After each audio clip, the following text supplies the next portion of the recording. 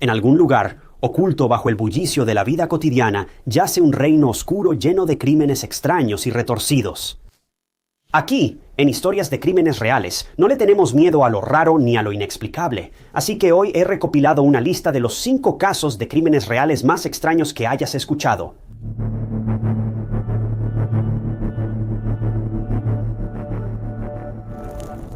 Planear una boda puede ser una de las partes más estresantes, pero también más emocionantes de la vida de alguien. Comienzas tu vida con la persona con la que te ves envejeciendo, y es un nuevo capítulo que, con suerte, será para siempre. Así se sentía a 21 años quien estaba en una racha de planificación de bodas. Seguía en las nubes tras la propuesta de matrimonio de su novio de años y ocupada con los preparativos de su boda soñada en Hawái. La vida no podía ser mejor para Brittany. Estudiaba para ser microbióloga y ya tenía su vida planeada. Pero todos sus planes se detuvieron de manera permanente, porque lo que no esperaba era ser brutalmente asesinada en su propia casa. El caso de Brittany Zimmerman está lleno de errores, investigaciones arrastradas, falsas promesas que no llevaron a nada y mucho dolor para todos los que perdieron a Brittany en un día común de abril de 2008.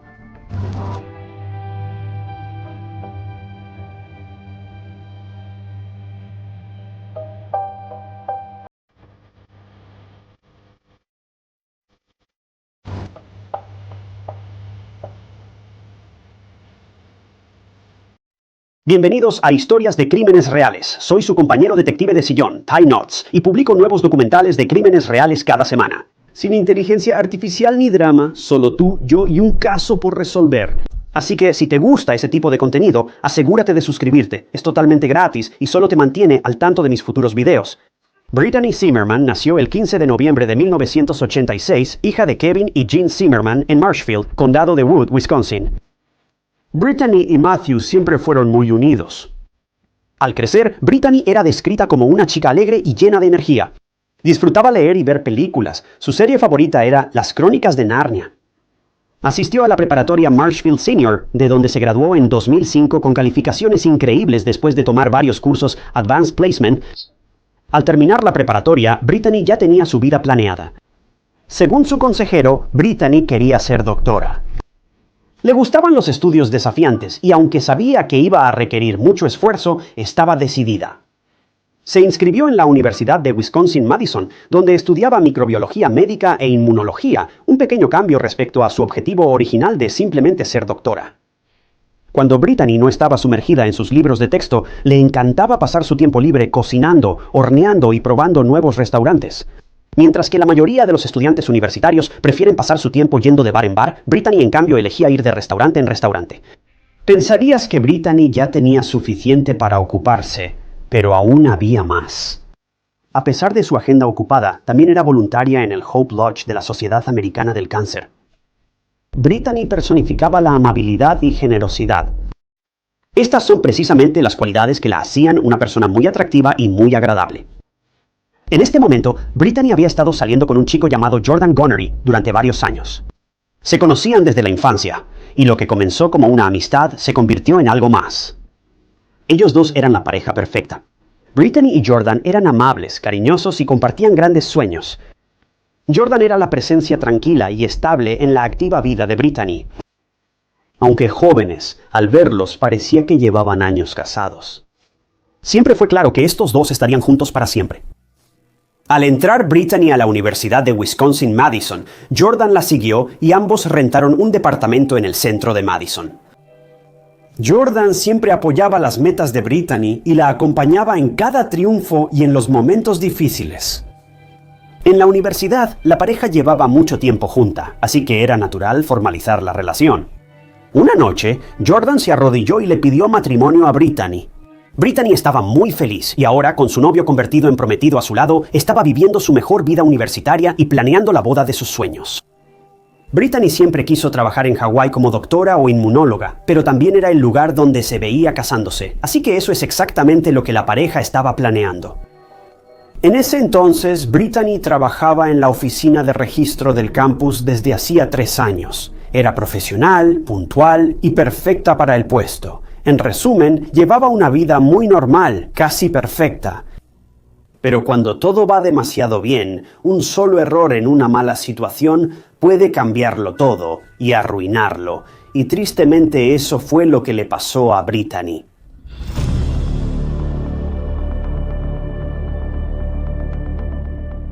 El 2 de abril de 2008 fue un día ajetreado para Brittany. No tuvo clases en la mañana y regresó a casa alrededor de las 11:30 de la mañana. Se reunió con su prometido, Jordan, en la casa, e incluso hablaron por teléfono más tarde. La computadora mostró que Brittany usó su laptop durante 18 minutos, de las 12 a las 12:18.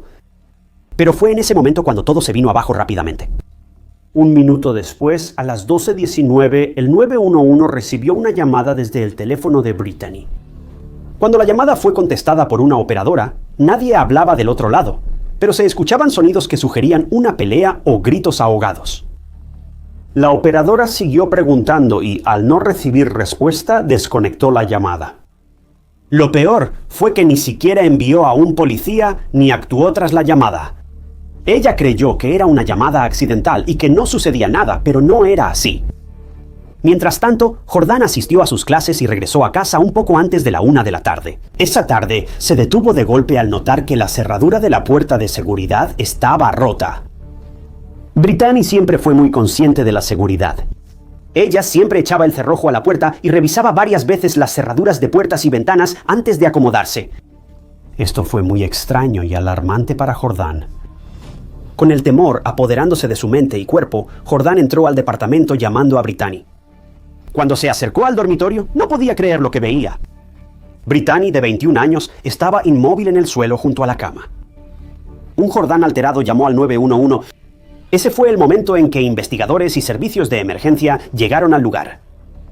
Los policías vieron a Jordan angustiado suplicándoles que ayudaran a Brittany. Ella repetía ser la persona más amable del mundo. ¿Quién haría eso? Es tan desgarrador y terrible pensar que Jordan vio a su prometida, la persona con la que quería pasar el resto de su vida, en un estado tan horrible y además en su propia casa. Brittany estaba viva y sonriendo hace unas horas, pero ahora ya no está. La escena era un desastre. Estaba claro que Brittany había luchado contra su atacante, pero no tuvo éxito y al final le quitaron la vida. Al principio, los investigadores creyeron que era un robo por la cerradura rota, pero no se llevaron nada valioso. A los detectives les parecía extraño que los ladrones eligieran a estudiantes universitarios como objetivo. No tenía sentido. La mayoría de los universitarios no tienen suficiente dinero para que valga la pena robarlos, apenas sobreviven. Para dar un poco de contexto, en ese momento en Madison, aunque era una zona relativamente segura, había un problema con personas sin hogar que entraban a las casas de la gente y robaban cosas. ¿Alguien robó el departamento de Brittany? Y si fue así, ¿por qué le quitaron la vida a Brittany y no se llevaron nada si ese era el propósito desde el principio? Bueno, para obtener respuestas, los investigadores se pusieron a trabajar. Limpiaron el lugar y encontraron muchas huellas dactilares, huellas de pisadas y muestras de ácido desoxirribonucleico desconocido. La policía estaba a cargo de la investigación e hicieron todo lo posible para reunir la mayor cantidad de pruebas posible. Pero entrevistar a cientos de personas sin hogar sería una tarea difícil y larga.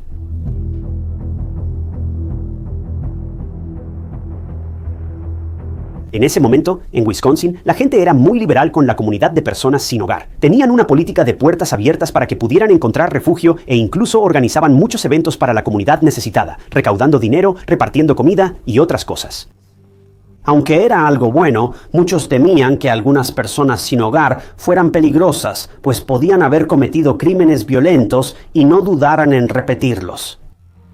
Por desafortunado que fuera, se asumió que Brittany había sido atacada mientras ayudaba a una persona sin hogar.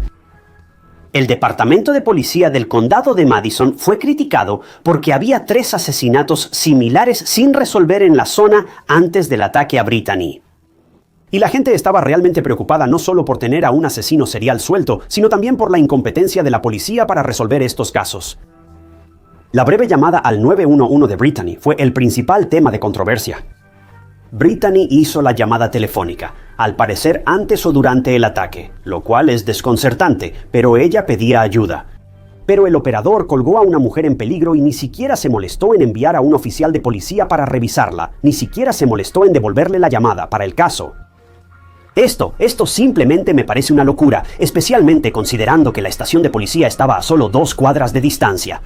un oficial pudo haber pasado y revisado sin problema.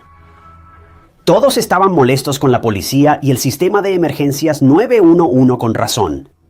La línea de emergencia fue creada para salvar a las personas del peligro a tiempo, pero cuando Brittany pidió ayuda, simplemente la ignoraron. Ahora, la operadora se defendió diciendo que le había devuelto la llamada a Brittany, pero esto resultó ser una mentira. Sí devolvió la llamada, pero era otro número distinto. Y la cosa es que, si la operadora simplemente hubiera confesado esto y admitido que cometió un error, bueno, eso sería una cosa. Pero tener la audacia de mentirle al público sobre esto, eso simplemente es imperdonable. Como si no pudiera empeorar, la investigación tampoco avanzaba. Claro, los investigadores estaban interrogando a muchos indigentes y tenían su lista de sospechosos, pero la investigación parecía haberse detenido después de todo el desastre del 9/11. Los detectives enfrentaron una demanda presentada por 4 medios de comunicación: el Journal Sentinel, el Wisconsin State Journal, WTMJ Televisión y WFSC Televisión en Madison, y todo este drama duró alrededor de un año. Para el 2009, ni siquiera la llamada telefónica que Brittany había hecho al operador del 911 había sido publicada al público, pero una transcripción de la llamada formaba parte de los documentos judiciales. Sin embargo, esta transcripción no era más que una descripción de la lucha audible y los gritos ahogados. De hecho, estos documentos judiciales son la razón por la que sabemos de esta llamada en primer lugar y lo que sucedió al principio. Para este momento, había un par de personas en la mira de la policía. Los sospechosos incluían a algunos hombres: Thomas Cosgrove, Jeffrey D. Ball y Chauncey Mack, entre otros, y todos ellos eran indigentes y considerados violentos. Algunos fueron atrapados irrumpiendo en casas de personas y establecimientos públicos. Portaban armas y parecían muy sospechosos. Pero cuando fueron registrados y se obtuvo su ácido desoxirribonucleico, ninguno de ellos pudo ser vinculado a la escena del crimen. Aunque tenían antecedentes violentos y actuaban sospechosos, no fueron quienes atacaron a Brittany. Durante un par de meses más, la investigación se desaceleró. Eso cambió cuando llegó una pista que significó un avance en el confuso caso de Brittany. La persona que dio la pista vio a un hombre llamado David A. Call en el área donde Brittany fue atacada. Y vaya que él tenía una larga lista de crímenes violentos. Primero, él era adicto, tenía cargos por conducir ebrio y fue condenado por forzar a una mujer. Para empeorar, la policía lo interrogó casi 6 veces por el ataque a Brittany, pero siempre fue exonerado. Ahora, testigos sí lo vieron en la zona alrededor de la hora en que Brittany fue atacada, pero parecía que simplemente iba de puerta en puerta pidiendo dinero para arreglar una llanta ponchada. En realidad, pensaba usar ese dinero para su adicción. Los investigadores no tenían nada contra David, solo testigos que lo vieron en la zona. No hay nada malicioso en estar donde ocurrió un asesinato, solo es mala suerte estar en el lugar y momento equivocados. Ahora, aunque los detectives tenían montones de pruebas en forma de ácido desoxirribonucleico, oye, tienes que recordar que estamos hablando del 2008. La tecnología del ácido desoxirribonucleico no era tan avanzada como lo es ahora. Esto solo significaba que la policía y los seres queridos de Brittany debían esperar. El tiempo transcurría muy lento para la familia Zimmerman, temiendo no hallar jamás al responsable de la brutal muerte de su hija. Bueno, eso fue hasta 2014, 6 años después del trágico fallecimiento de Brittany, cuando finalmente hubo una coincidencia de ácido desoxirribonucleico. Encontraron ácido desoxirribonucleico masculino en la manga de la camisa de Brittany y en 2014 coincidió con alguien. Lo que fue aún más alarmante fue que la persona con la que coincidía era alguien a quien la policía había interrogado varias veces, y ese ácido desoxirribonucleico pertenecía nada menos que a David Call.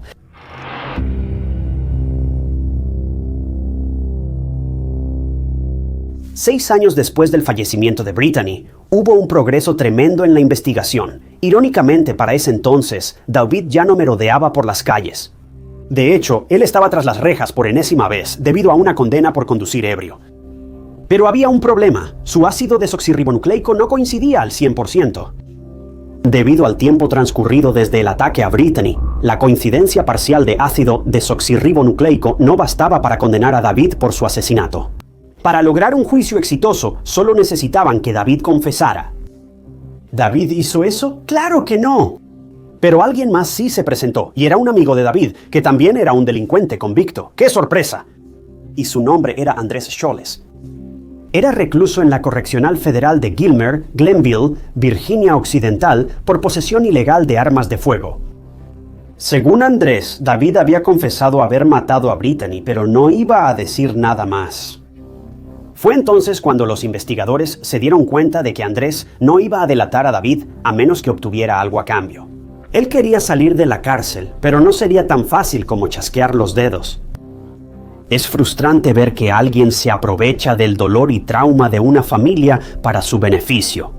Incluso la mamá de Brittany, Jean, le suplicó a Andrew que se pusiera del lado del bien común y ayudara a hacerle justicia a Brittany. Pero Andrew no se inmutó. Y así, ese rayo de esperanza se desvaneció poco a poco porque los detectives sabían que Andrew no iba a ceder y que solo estaba haciendo perder el tiempo a todos.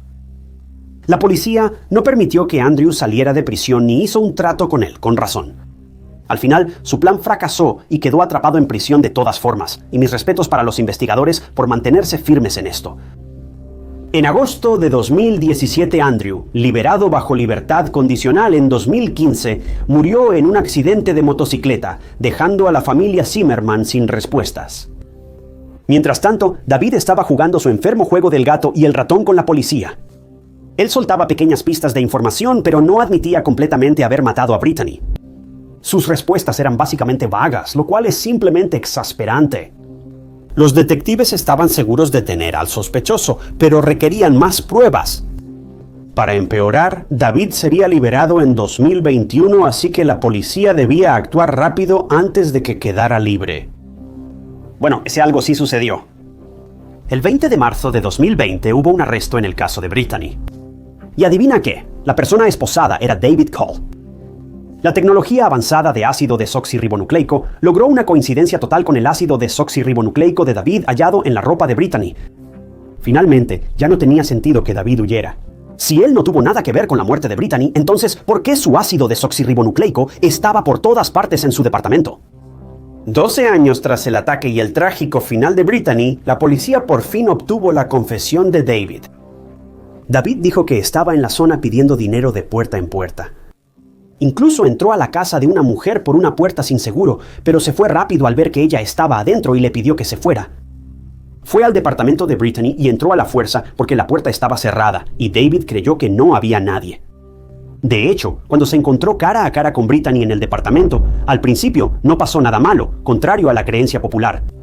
Le pidió dinero a Brittany, quien no tenía efectivo y estaba por irse cuando, al final, le solicitó usar el baño. David afirmó que no planeaba lastimar a Brittany en ese momento. Brittany le dio permiso para ir al baño, y al salir vio a Brittany al teléfono, posiblemente haciendo la llamada al 911, lo cual era comprensible. ¿Imaginas que una persona sin hogar entre a tu casa estando tú ahí? Brittany tenía miedo y quería ayuda, pero entonces David entró en pánico. No quería regresar a la cárcel por otro delito, así que en ese momento decidió acabar con la vida de Brittany. Él la dominó, haciendo que Brittany soltara el teléfono de sus manos, por lo que no pudo hablar con el operador del 911 para pedir ayuda. Luego la llevó a su habitación y le quitó la vida con sus manos y un cuchillo de la cocina de Brittany, lo cual es devastador. Tras hacer lo impensable, David salió del departamento. Pero aquí hay otro detalle muy desgarrador que solo te hace enojar más con el operador del 911. Jordan halló el cuerpo de Brittany sin vida en el suelo junto a la cama, pero David afirmó que la dejó sin emociones sobre la cama. Es posible que Brittany aún estuviera viva y tratara de salir del dormitorio para pedir ayuda. Ella estaba ahí en su departamento con heridas mortales esperando que llegara esa ayuda, pero tristemente nunca llegó porque no se envió ninguna patrulla a su departamento después de la llamada y trágicamente Brittany sucumbió a sus heridas. No puedes evitar sentir ira al ver este aspecto y recordar esa llamada al 911. Si el operador hubiera enviado a alguien, quizá la vida de Brittany se habría salvado. Aunque el final de Brittany era inevitable, quizá su caso se habría resuelto rápido si un policía la hubiera revisado tras la llamada. Pero de todos modos, después de su confesión, David, quien tenía 56 años en ese momento, inicialmente se declaró no culpable, pero decidió cambiar su declaración a culpable en 2023 porque aparentemente tuvo un cambio de opinión después de meses de supuesta reflexión. David decidió hacer lo correcto por una vez en su vida. Pero por favor, no le den un aplauso a este hombre. No olviden que él fue quien causó este desastre desde el principio. Finalmente, fue condenado a cadena perpetua sin libertad condicional por el homicidio en primer grado de Brittany Zimmerman, de 21 años,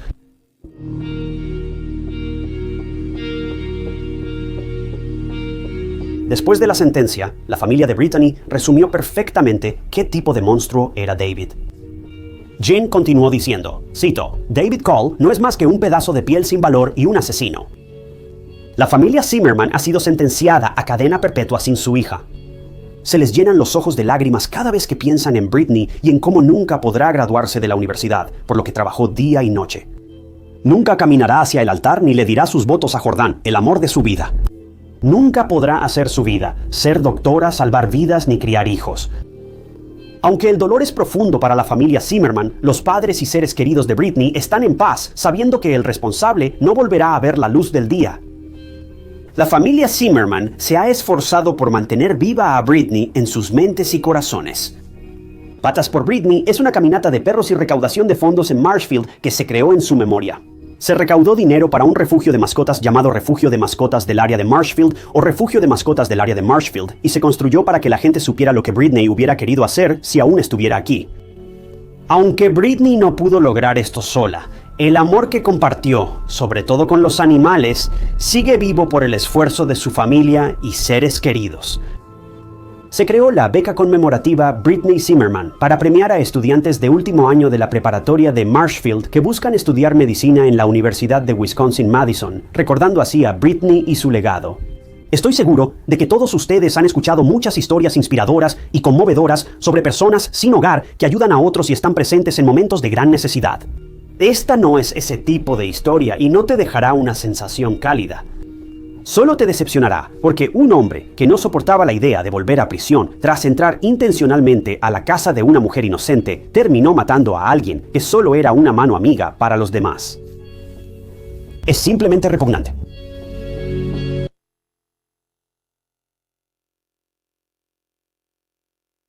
Por lo general, la forma en que se desarrollan los crímenes es que alguien pierde la vida trágicamente, pero al principio no sabemos quién es el culpable. A la policía le toma semanas, días, meses, incluso años encontrar al responsable. Pero el caso del que vamos a hablar hoy es todo y nada como lo que hayas escuchado antes. Un crimen ocurrió el 1 de agosto de 2019 en Mansfield, Inglaterra. Lo aterrador era que el perpetrador confesó menos de un minuto después de quitarle la vida a alguien. Lo que fue aún más alarmante fue que el mejor amigo de la víctima vio al perpetrador huir. El terrible y estremecedor caso de Liam Gray, de 18 años, podría parecer sencillo y directo, pero es mucho más escalofriante, perturbador y cruel de lo que podrías imaginar.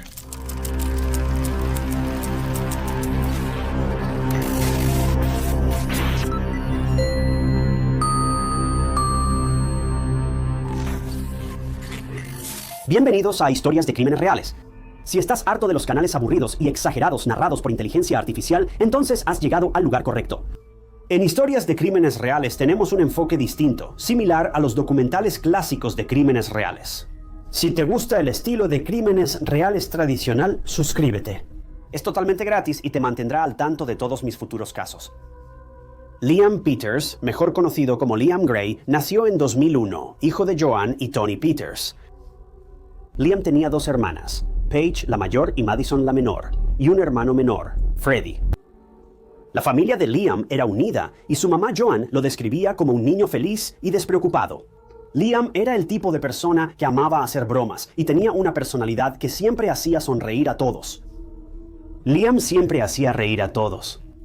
De pronto cantaba canciones de los Backstreet Boys y su familia decía que tenía un gran corazón. Liam era muy relajado, siempre buscaba incluir a todos y su personalidad brillante lo hacía muy agradable.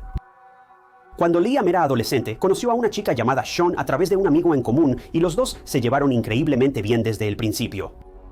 Liam y Sean, a pesar de su juventud, conectaron de inmediato y sus citas siempre fueron divertidas y cómodas. Eran súper compatibles el uno con el otro y se puede decir con seguridad que realmente estaban enamorados. Su relación de 3 años tomó un giro muy serio cuando Liam se enteró de que iba a ser padre. Aunque muchos de su edad habrían huido al oír la noticia, Liam estaba extasiado. Liam, por su personalidad amable y cariñosa, nació para ser padre, y todos en su familia y amigos sabían que lo haría muy bien. Cuando Sean le dio la noticia a Liam, él se emocionó y se puso muy feliz. Se puede decir que Liam esperaba con ansias este nuevo, emocionante y diferente capítulo de su vida. Aunque a Liam le iba bien en lo personal, tenía problemas en la escuela. Decidió mudarse con su abuelo Juan, a quien llamaban Pops, a la casa de la calle Gladstone en Mansfield. Esta fue la mejor decisión que Liam pudo haber tomado por sí mismo y estaba más feliz que nunca. Sin embargo, esta casa pronto sería un lugar de dolor y agonía para los Gray. El mejor amigo de Liam era Rhys, su hermano más cercano. Liam y Rhys prácticamente crecieron juntos y también iban a la misma escuela, ya que literalmente vivían justo enfrente uno del otro. Los amigos eran tan cercanos que incluso Rhys llamaba a John Pops. Con el tiempo, la amistad entre Liam y Rhys se fortaleció, y Rhys veía a Liam como su pilar. Rhys también quería mucho a Pops y dijo que sin Liam y Pops estaría perdido en la vida. Cuando vivía con Pops, Rhys presentó a Liam a su amigo Jonathan Treadgold. La vida de Jonathan era muy distinta a lo que Liam había vivido. Jonathan, originario de Kent Close Workshop, estuvo entrando y saliendo de casas de acogida durante mucho tiempo. Su familia era muy tóxica y los padres de Jonathan eran extremadamente violentos y adictos a las drogas. A los 14 años, Jonathan tuvo problemas legales y fue acusado de daños criminales y conducta amenazante. Jonathan también tenía antecedentes de abuso de alcohol y de volverse muy iracundo y violento, lo que lo llevó a agredir a alguien en una ocasión. Si eso no fuera suficientemente aterrador, Jonathan fue condenado 6 semanas antes por agredir violentamente a su novia, lo que demuestra que un joven de 18 años puede tener tendencias violentas.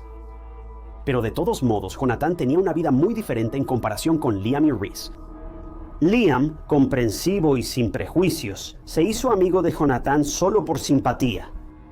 Liam quería cuidar de Jonathan y ayudarlo a cambiar su vida porque Jonathan era en su mayoría un solitario y Liam no quería dejarlo así. Pero Juana, la mamá de Liam, no pensaba igual que él. Según Juana, Jonathan, aunque era muy joven, tenía un aire peligroso. Juana, por instinto maternal, no quería que Liam saliera con Jonathan. Las hermanas de Liam sabían de las malas acciones de Jonathan, pero igual querían darle una oportunidad. Esperaban que la buena compañía lo cambiara, pero algunas cosas simplemente nunca cambian, y el presentimiento de Juana era correcto. Jonathan era un caso perdido, y aún con el apoyo que Liam le ofreció en agosto de 2019, todo se vino abajo de la peor manera, arruinando para siempre a la familia Gray.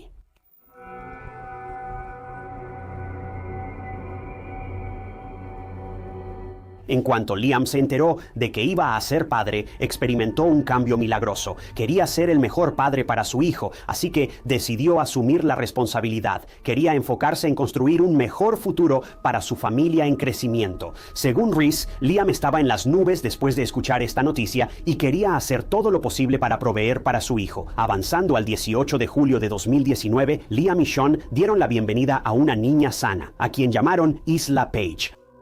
Liam, en cuanto tuvo a su bebé en brazos, supo lo que era la felicidad. Ahora, como padre joven, aunque habría muchos desafíos, la pareja estaba decidida a enfrentarlos juntos y salir adelante. Tras el nacimiento de su bebé, Liam decidió mudarse de Mansfield a Birmingham con su novia para comenzar de nuevo. Aunque emocionante para la familia de Liam, esta noticia también los entristeció. Liam siempre vivió cerca de su familia, pero al mudarse a 105 kilómetros lo extrañarían. Sabiendo que pronto se mudaría, Liam decidió pasar sus últimos días con sus amigos más cercanos, Rhys y Jonathan. El 1 de agosto de 2019 fue un caluroso día de verano en Mansfield. El trío planeó divertirse en la casa del abuelo de Liam antes de que él partiera a Birmingham. Los amigos se divirtieron en el jardín cantando y grabando videos en Snapchat. Liam, Rhys y Jonathan después fueron a una tienda local a comprar alcohol. Planeaban llevarlo a la casa de Pop y quedarse esa noche. Liam sugirió que Jonathan, de 17 años, se pusiera ropa más bonita y le prestó unos jeans para que se viera mejor, ya que planeaban ir a un pub local. Mientras iba al pub, Rhys recibió un mensaje del novio de la hermana de Jonathan. Ahora, el contenido de este mensaje no está claro, pero juzgando por la reacción de Liam y su grupo, podría haber sido algo que él hizo o tal vez algo inapropiado. Liam, al ver el mensaje, criticó verbalmente al novio y defendió a la hermana de Jonathan. Ahora, podrías pensar que Jonathan se sentiría orgulloso de esta acción, ya que uno de sus mejores amigos está apoyándolo a él y a su hermana. Pero la reacción de Jonathan fue completamente opuesta a lo que esperarías. Jonathan arremetió violentamente contra Liam y los dos tuvieron una discusión verbal que pronto escaló hasta el punto en que Liam, harto del comportamiento extraño de Jonathan, le sugirió que debía irse si iba a seguir actuando así.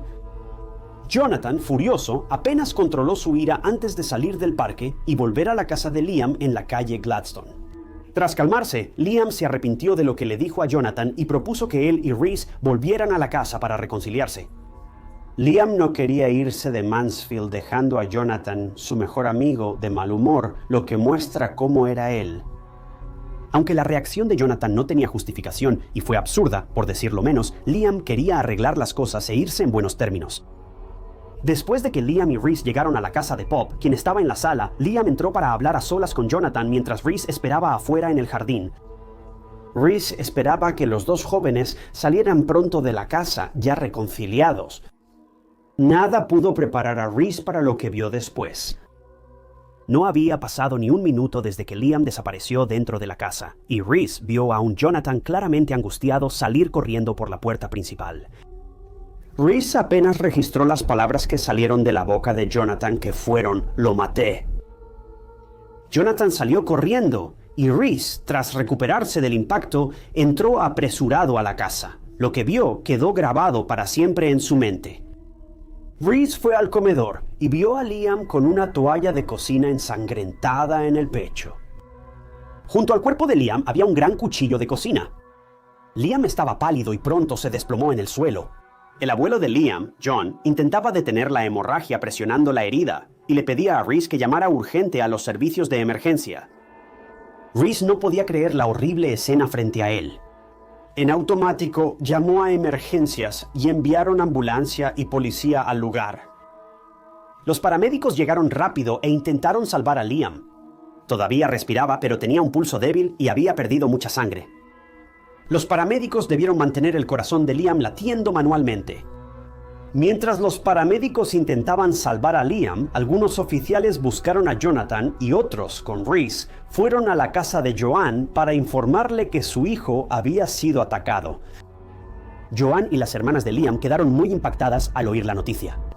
Liam se divertía con sus amigos antes de irse a Birmingham con su familia, y ahora el joven padre había sido atacado y luchaba por su vida. Mientras tanto, la policía estaba tras Jonathan cuando recibió una llamada de alguien. Era dueño de una tienda de sándwiches local y contó que un joven saltó la pared y confesó haber atacado a alguien en defensa propia tras verse envuelto en una situación violenta. El chico hasta le enseñó al dueño de la tienda los rasguños en el estómago levantando la camisa. Este chico obviamente era Jonathan. Alrededor de las 3:15 p.m., Joanne llegó a la calle Gladstone cuando subían a Liam a una ambulancia. Joanne estaba conmocionada, llorando y solo quería tomar la mano de su hijo. Pero obviamente no podía, porque los paramédicos rodeaban el cuerpo del joven Liam, tratando de mantener su corazón latiendo y su respiración estable. Joanne, entre lágrimas, le dijo a Liam que lo amaba, esperando que su hijo inconsciente la escuchara. Es devastador ver a Joanne presenciar el estado brutal de su hijo. El dolor que resuena en Joanne y el resto de la familia Gray es más allá de lo imaginable. Liam fue llevado de urgencia al Centro Médico Queen's en Nottingham para una cirugía cardíaca de emergencia. Pero trágicamente, después de 1 hora y media de que los doctores y el personal intentaron salvar a Liam, perdió la vida. Liam, de 18 años, estaba por iniciar una nueva etapa con las personas que más amaba, su novia Sean y su hija Isla, nacida 13 días antes del trágico ataque que sufrió. Joanne, al saber de la muerte de su hijo, sintió su corazón roto y supo que su vida cambiaría para siempre. Paige se derrumbó y tuvo un ataque de pánico fuera del hospital, mientras Madison recibió una llamada en casa y cayó al suelo llorando. Una herida mortal, causada por el propio amigo de Liam, sumió a la familia Gray en una profunda tristeza, incredulidad y tragedia. Mientras tanto, Jonathan seguía prófugo. La policía estaba cerca cuando otra llamada reveló la ubicación de Jonathan. En casa de un amigo de la familia, confesó haber atacado a Liam. La policía rodeó la zona y finalmente, a las 3:33 de la tarde, Jonathan fue arrestado por la policía. Inicialmente, la policía había arrestado a Jonathan bajo el cargo de causar lesiones corporales graves, ya que nadie sabía aún que Liam había fallecido tras su cirugía. Tras la muerte de Liam, su cargo se elevó a homicidio.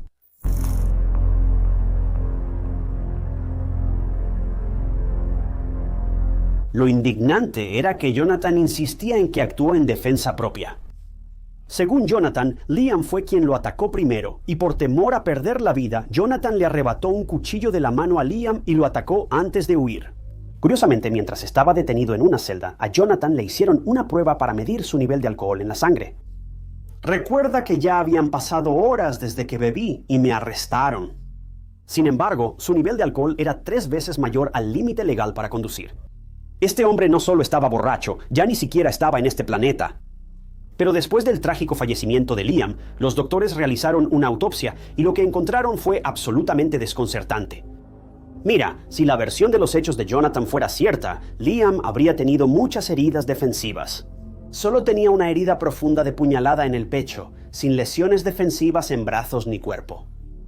La herida mortal en el pecho de Liam también decía mucho sobre cómo fue atacado Liam. En la mayoría de los casos de defensa propia, no se busca matar, solo defenderse y someter al agresor. Entonces, si Jonathan tenía razón, la herida de Liam debió ser un corte, pero la autopsia mostró que fue una puñalada. La herida de Liam fue intencional y profunda. La policía revisó varias grabaciones de seguridad y halló pruebas que contradecían la defensa propia de Jonathan. Mira, según Jonathan, Liam era una persona intimidante y violenta, y aparentemente ya había atacado a Jonathan antes. Jonathan describió a Liam como un joven violento y abusivo que lo molestó por años, lo cual no tiene sentido. Sin embargo, al revisar las cámaras de seguridad donde el trío compraba alcohol, la policía no encontró nada inusual. Si no cuentas el hecho de que Jonathan estaba sin camisa en un lugar público, claro. La manera de caminar y el lenguaje corporal de Liam no eran intimidantes ni daban miedo. Parecía que 3 amigos andaban por la tienda comprando alcohol. Jonathan aseguró que tras la discusión con Leah, corrió a la casa de Pop para alejarse de ella, ya que estaba violenta y enojada. Sin embargo, la policía descartó pronto esta afirmación al revisar las cámaras y ver que Jonathan caminaba lentamente hacia la casa, no corría. Su manera de andar no parecía la de alguien que temiera a Leah. Además, Reese estuvo ahí todo el tiempo y corroboró que Liam no había hecho nada violento para provocar miedo en Jonathan. La única vez que se vio a Jonathan corriendo fue después de que atacó a Liam y claramente parecía que estaba tratando de huir. El superintendente de la policía de Nottinghamshire, Kevin Broadhead, revisó el historial de servicios sociales de Jonathan y en él encontró algunas cosas inquietantes.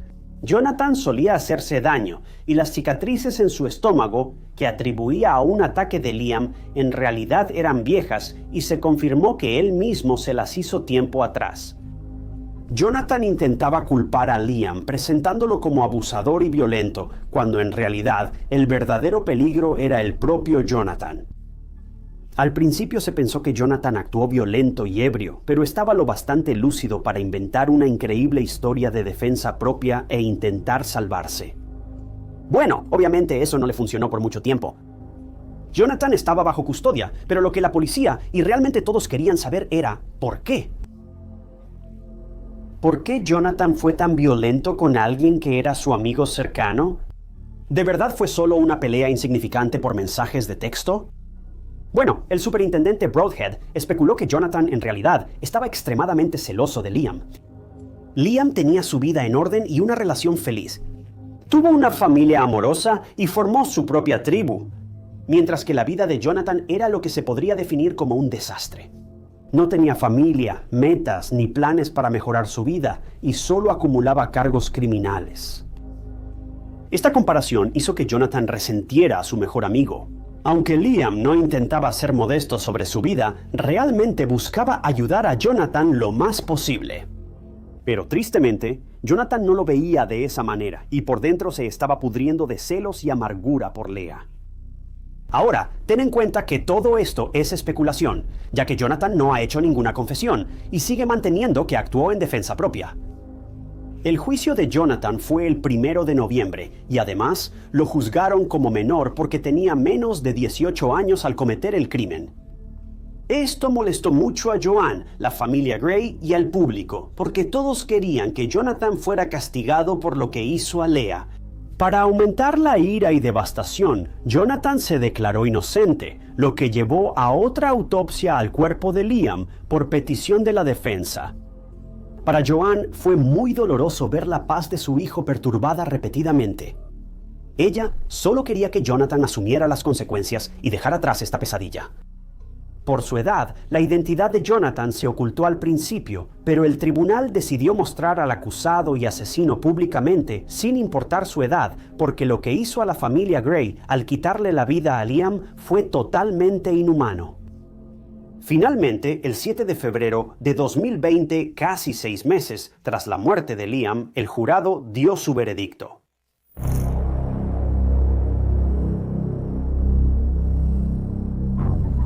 El jurado declaró culpable a Jonathan y 3 días después, el 10 de febrero, fue sentenciado a cadena perpetua con mínimo de 16 años, ante la expectación en la sala del tribunal. Jonathan permaneció sin emociones durante el juicio y tras el veredicto solo dijo «sonido». Incluso después de que la familia Gray y el resto del público estallaron en vítores por la sentencia, no pudieron evitar sentir que no era suficiente debido a lo violento e inesperado que fue el crimen. Tras la muerte de Liam el domingo 18 de agosto de 2019, se organizó un evento para recaudar fondos para su funeral, el de su hija pequeña, y donar a una organización contra crímenes con cuchillo. Se creó una página de GoFundMe para recaudar 5,000 libras y ayudar a la familia Gray a despedirse de Liam. En el funeral, el ataúd de Liam, cubierto con los colores del Liverpool, su club favorito, fue llevado en una carroza de caballos. Lo más desgarrador fue que el abuelo de Liam, Juan, quien presenció el ataque a su querido nieto, le rindió homenaje a Liam, lleno de remordimiento y culpa por no haber podido salvarlo. Juan continuó diciendo, cito, «Te extraño muchísimo, hice todo lo posible por ayudarte. Lamento que mi esfuerzo no fuera suficiente». Es devastador ver a Juan derrumbarse, reviviendo su intento de salvar la vida de Liam en aquel fatídico día, el 1 de agosto. Él realmente hizo todo lo posible por salvar a Liam, pero no creo que ninguna palabra pueda convencer a papá de que no es su culpa.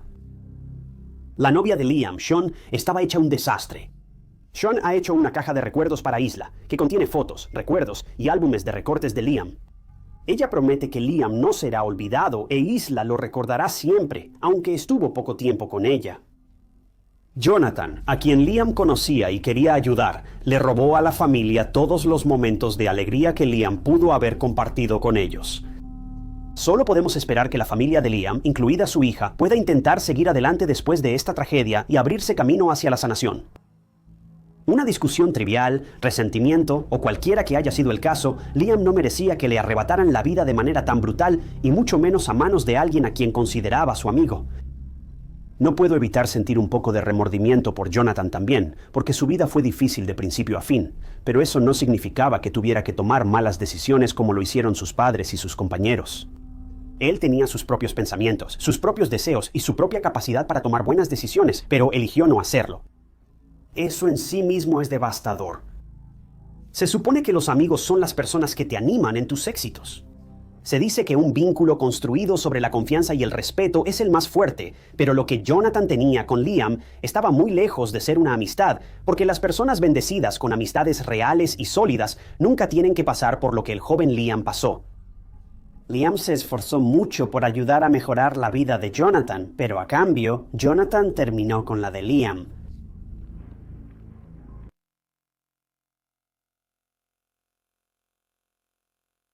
Voluntarios y grupos de búsqueda. Estas son dos palabras que has escuchado mucho juntas en la mayoría de los casos de crímenes reales. Pues la joven Anna también era voluntaria junto con un pequeño grupo de personas y estaba revisando una vasta tierra árida en Marmari.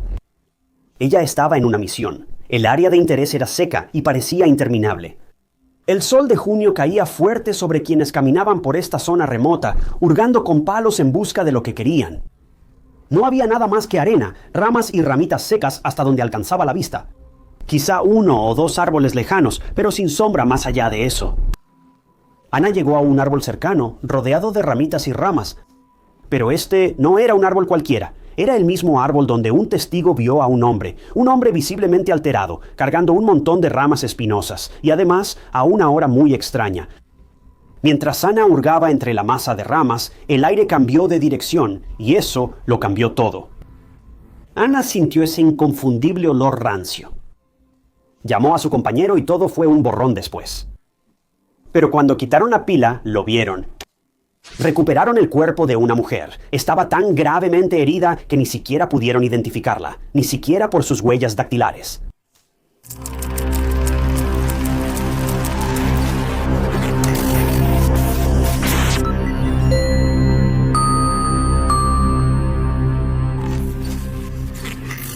Bienvenidos a Historias de Crímenes Reales. Soy Ty Knotts y cada semana publico nuevos documentales de crímenes reales. Así que si te interesa el crimen real clásico y sencillo, has llegado al lugar correcto porque eso es prácticamente todo lo que hacemos aquí. Así que asegúrate de suscribirte. Es totalmente gratis y solo te mantiene al tanto de todos mis futuros videos. Anastasia Patricia Rubinska nació en 1996 en Polonia. Ella tenía un hermano, Adrian, que describía a Anastasia como soñadora. A ella le fascinaba viajar y soñaba con conocer el mundo. Pero uno de sus otros sueños era convertirse en modelo. Ahora, Anastasia ciertamente tenía una oportunidad, pero era más fácil decirlo que hacerlo, y tenía un largo camino por delante antes de poder irrumpir en la pasarela y aparecer en todos los anuncios. Así que, mientras tanto, Anastasia fue a la preparatoria, se graduó y luego se inscribió en una escuela de peluquería en Polonia. Mientras estudiaba peluquería, Anastasia obtuvo algunos trabajos de modelaje y vivía su sueño, aunque fuera poco. Viajaba frecuentemente a diferentes países porque trabajaba en hoteles en varios restaurantes y resorts de 5 estrellas alrededor del mundo. No entiendo bien en qué consistía su trabajo ni cómo funcionaba, pero implicaba muchos viajes, algo que emocionaba mucho a Anastasia. El papá de Anastasia, André, decía que su hija era amable y amigable, pero confiaba ciegamente en todos y creía que no había personas malas.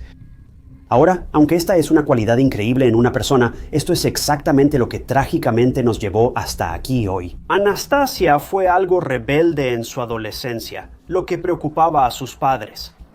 Pero, ¿qué adolescente no ha hecho que sus padres casi les dé un infarto al menos una vez, si no es que más? Anastasia y su novio, Mikal o Miguel, se conocieron en la adolescencia. Eso fue antes. Ahora, 13 años después, seguían juntos y fuertes. Eran la pareja perfecta. También compartían el mismo sueño de viajar juntos, así que hicieron de eso su misión de vida, ver tanto del mundo como pudieran juntos. Miguel y Anastasia siempre estaban juntos. Pensaban empezar su vida juntos como casados, pero aún no se comprometían. En mayo de 2023, Anastasia y Miguel se animaron y empacaron para Grecia. Querían trabajar en otro lugar para ganar más dinero y así poder comenzar la siguiente etapa de sus vidas, ya fuera comprar un lugar juntos o casarse. La pareja se mudó a Kos, Grecia. Comenzaron a trabajar en un hotel de 5 estrellas en Marmari, una famosa ciudad turística de Grecia. Anastasia trabajaba como anfitriona en el restaurante del hotel, pero solo llevaba trabajando ahí alrededor de un mes, antes de que ocurriera la tragedia. Un día desapareció y nunca más se le volvió a ver, al menos no con vida.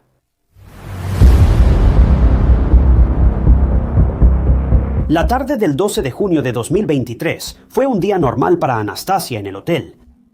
Se puso su uniforme de trabajo y cumplió su turno en el restaurante del hotel. Desafortunadamente, durante su turno, se quemó la mano muy gravemente. Tenía mucho dolor, pero terminó su turno sin comer en todo el día. Miguel intentó que comiera algo, pero simplemente no tenía ganas y quería conseguir algo de alcohol para terminar la noche. Anastasia acabó su turno, pero Miguel seguía trabajando. Habían planeado verse en un bar local para una cita después del trabajo. Anastasia le comentó a Miguel que saldría a comprar alcohol y él no le prestó mucha atención. La pareja constantemente salía a las tiendas locales para comprar alcohol, ya fuera juntos o a veces por separado, así que no era nada nuevo. Pero esta vez, tristemente, Anastasia no regresaría. Miguel recibía mensajes constantes de Anastasia durante su turno. Ella le contaba lo que hacía, dónde estaba y más. Miguel supo que Anastasia estaba con alguien tomando algo mientras él seguía trabajando. A las 10:30, Miguel le preguntó si necesitaba que la recogiera. Anastasia le mandó su ubicación y le pidió que fuera por ella porque no se sentía segura.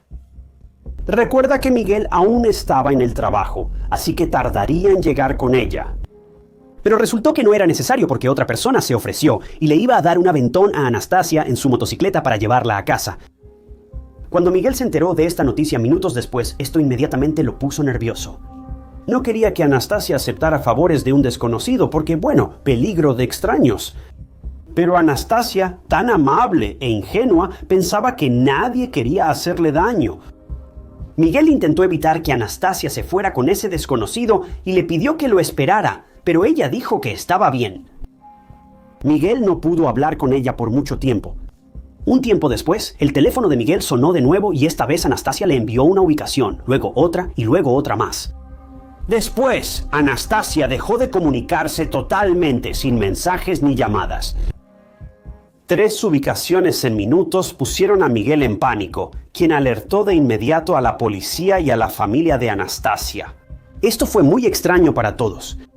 Miguel sabía que Anastasia no estaba segura afuera. Los mensajes donde ella expresaba su inseguridad, junto con 3 ubicaciones distintas y uno diciendo que todo estaba bajo control, lo dejaron muy inquieto. Los investigadores griegos iniciaron rápidamente una investigación por persona desaparecida y contaban con suficiente información para el caso. El tiempo se agotaba rápido.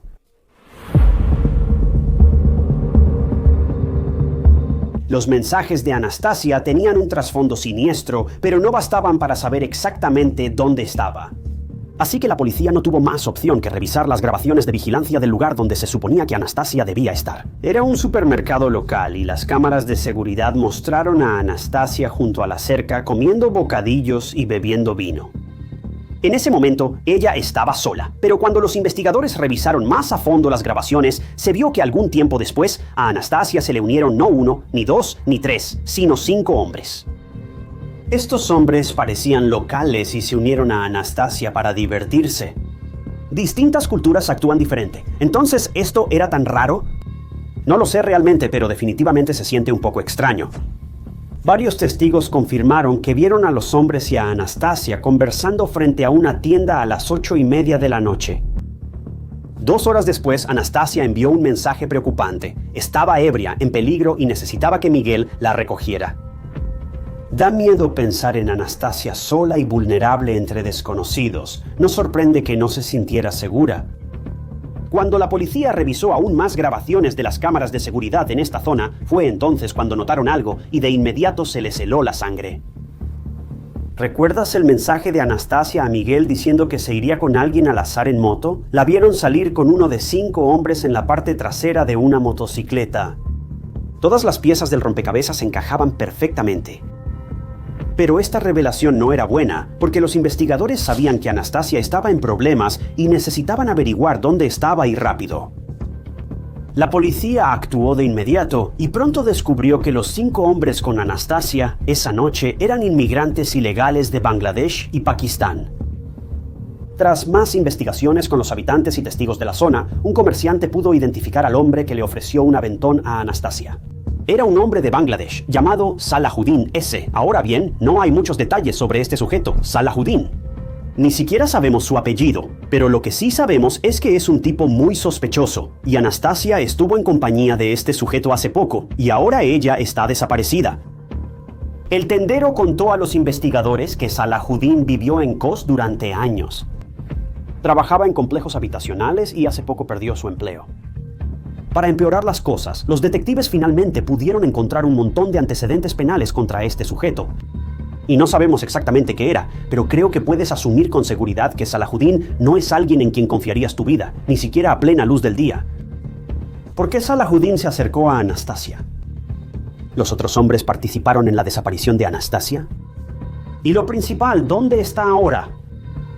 La policía tenía que obtener respuestas a todas estas preguntas, y en poco tiempo los 5 hombres, incluidos Salahuddin, estaban en su radar.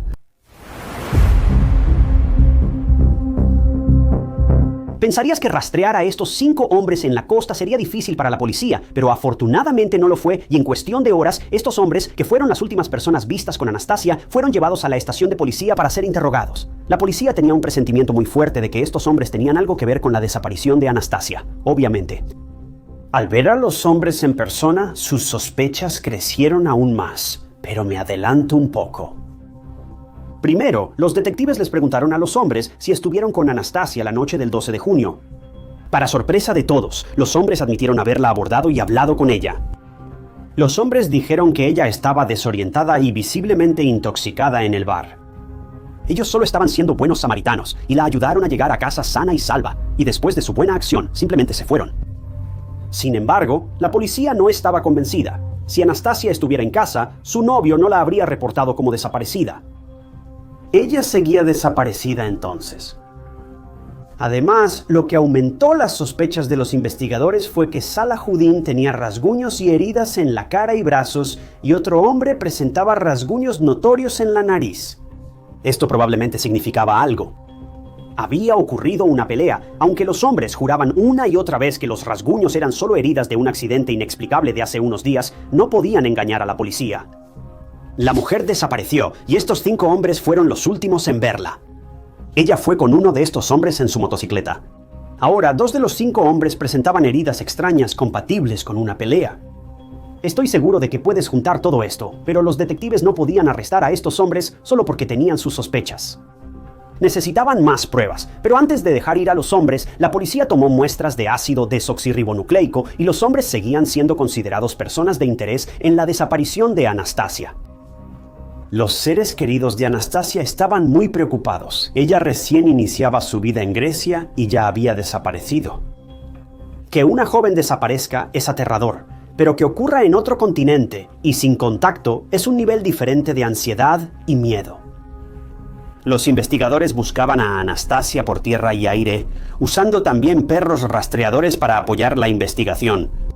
Pero después de varios días, simplemente no había señales de Anastasia en ningún lado. Sin embargo, la policía pudo rastrear su teléfono a través de torres de telefonía celular y datos de ubicación. Se descubrió que el teléfono de Anastasia estuvo activo hasta las 11:30 de la noche, el mismo día que salió a tomar algo, y después de eso, las torres celulares ya no recibieron más señales de su teléfono. Su última ubicación conocida estaba en realidad a 5 kilómetros del lugar que compartió con su novio, pero los investigadores seguían siendo incansables en su búsqueda por encontrarla. Aunque no la hallaron, los detectives encontraron algo. Eso dejó a todos más aterrados por Anastasia. Verás, en un edificio desocupado cerca de Marmari, la policía, junto con algunos habitantes locales, pudo encontrar un teléfono celular. Y trágicamente se confirmó que era de Anastasia. La tarjeta SIM había sido retirada, los servicios de sistema de posicionamiento global estaban desactivados y todos los datos del teléfono habían sido borrados. El teléfono no tenía historial de llamadas, mensajes ni fotos. Aunque era un paso en la dirección correcta, ahora todos temían lo peor. Anastasia seguía desaparecida y solo hallaron su teléfono, lo cual era mala señal. La búsqueda de Anastasia fue masiva. Los investigadores pidieron ayuda al público y muchos voluntarios se ofrecieron para ayudar a buscarla. Pero la búsqueda de Anastasia terminó abruptamente 6 días tras su desaparición. Cuando Ana, voluntaria, hizo un hallazgo desgarrador. El 18 de junio la búsqueda se enfocó en Tagaki, con marismas y grandes tierras. Ana revisó el área junto a un gran árbol y notó montones inusuales de paja. Ana supo que algo andaba muy mal al pinchar la masa con su bastón. Llamó al resto de los voluntarios y a la policía, y mientras quitaban la paja, apareció una bolsa de plástico. Todos temían abrir esa bolsa, pero cuando lo hicieron, quedaron horrorizados, disgustados y conmocionados. El cuerpo desnudo de una mujer fue encontrado en la bolsa de plástico, y no hacía falta ser un genio para darse cuenta de que el perpetrador le había quitado la vida con sus propias manos. Los investigadores también notaron algo muy inquietante y perturbador. El asesino claramente había intentado hacer que el cuerpo fuera irreconocible, y ni siquiera había forma de identificar a la víctima por sus huellas dactilares. ¿Por qué? Porque el cuerpo no tenía ninguna. Lo que Anastasia vivió en las horas previas a su muerte fue irreal. Esta joven inocente solo estuvo en el lugar y momento equivocados. No hizo nada para merecerlo. Está de más decirlo, pero una vez que la policía recuperó el cuerpo y lo llevó, se confirmó que era Anastasia. Estuvo desaparecida menos de una semana y su caso pasó de desaparición a homicidio. La muerte de Anastasia fue muy trágica. Ella aguantó lo peor, Dios sabe cuánto tiempo, y lo peor es que también se aprovecharon de ella, lo cual es desgarrador. Su familia quedó profundamente afectada cuando recibieron esta devastadora noticia. El dolor de su hija era inconmensurable. Alguien había atacado de manera despiadada y brutal a su joven hija, quien era amable, optimista y brillante, y además en un lugar donde estaba a punto de comenzar una nueva vida para sí misma. Por más trágica que fuera la muerte de Anastasia, los detectives ahora tenían lo que necesitaban: pruebas. Pruebas para finalmente condenar a quien le hizo esto. Y fue también en este momento cuando los investigadores descubrieron algo. Algo que estaba a punto de abrir el caso por completo y sellar el destino de un hombre en particular. El cuerpo de Anastasia fue hallado cerca de la casa de una persona importante. A 1 kilómetro de distancia, para ser exactos. Y si adivinaste que era la casa de Salahuddin, ellos sabían que estarías absolutamente en lo correcto. Esto convenció más a la policía de que Salahuddin era responsable o uno de los responsables de la trágica muerte de Anastasia. Ahora debían esposar a este monstruo y hacerlo pagar por lo que hizo a Anastasia. Con el descubrimiento del cuerpo de Anastasia, los investigadores no perdieron tiempo en arrestar a Salahuddin bajo sospecha de asesinato. Esta vez, la historia de Salahuddin cambió, lo cual es un comportamiento clásico de un sospechoso. Salahuddin olvidó que ayudó a una mujer ebria a llegar a casa y afirmó que él y Anastasia tuvieron intimidad esa noche en su departamento. Aunque su historia cambió, seguía negando haber causado daño fatal a Anastasia y decía no saber sobre su fallecimiento. Bueno, eso fue hasta que los detectives registraron el departamento de Salahuddin. Allí recuperaron mechones de cabello rubio, una blusa con manchas rojas y una sudadera naranja en su departamento. Lamentablemente, el cabello y las manchas en la blusa fueron identificados positivamente como el ácido desoxirribonucleico de Anastasia. Ella estuvo en el departamento de Salahuddin y hubo violencia. Si sumas los rasguños y lesiones en Salahuddin, así como las marcas en la cara de su amigo, entonces puedes decir que Anastasia luchó por su vida hasta el final.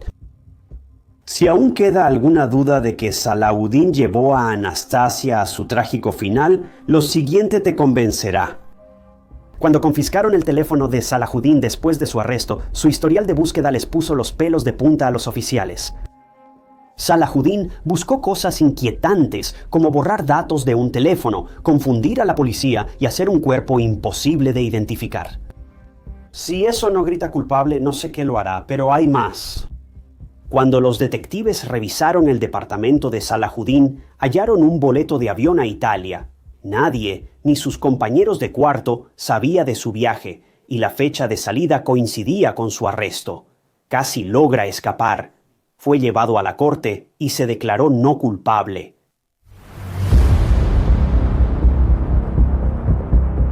En el juicio, la fiscalía pensaba que Salahuddin atrajo a Anastasia a su casa y la torturó brutalmente. No se sabe si sus secuaces participaron, pero es muy probable, considerando los rasguños en la nariz del otro sujeto. Anastasia luchó por su vida, pero no lo logró y fue asesinada brutalmente. Su cuerpo fue abandonado cerca de la playa Tagaki. El 6 de diciembre de 2024, Salahuddin fue hallado culpable de homicidio intencional y sentenciado a cadena perpetua. En la sentencia, el papá de Anastasia, André, dijo a la prensa: "Este castigo no traerá de vuelta a Anastasia, pero él recibió lo que merecía. Que nunca salga de prisión ni lastime a nadie otra vez". La desaparición y el asesinato de Anastasia fueron noticia local e internacional durante mucho tiempo. Provocó que mujeres de todo el mundo temieran por sus vidas y causó indignación al ver a un hombre con antecedentes criminales libre en las calles turísticas de Kos. Hasta donde sabemos, solo Salahuddin fue sentenciado por el asesinato de Anastasia. Dado que este caso tiene muy poca información disponible, es difícil decir si alguno de los otros hombres fue condenado por el asesinato de Anastasia o si siquiera se demostró que fueran cómplices en ello. La sentencia de Salahuddin fue un momento agridulce para su familia. Su hermano Adrián pidió 10 minutos a solas con el agresor que mató a su hermana para, según él, acabar con él. Aunque nadie aprueba este tipo de comportamiento, creo que todos podemos entender de dónde venía ese dolor y esa furia. Adrián se sorprendió al saber que su hermana ya no estaba. Ella perdió la vida sin ninguna razón, ni siquiera provocó a nadie. Ella estaba sola y vulnerable, pero ¿alguien busca problemas por voluntad propia?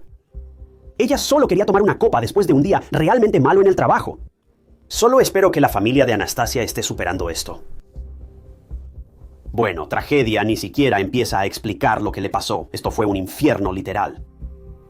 Anastasia falleció a los 27 años con toda una vida por delante.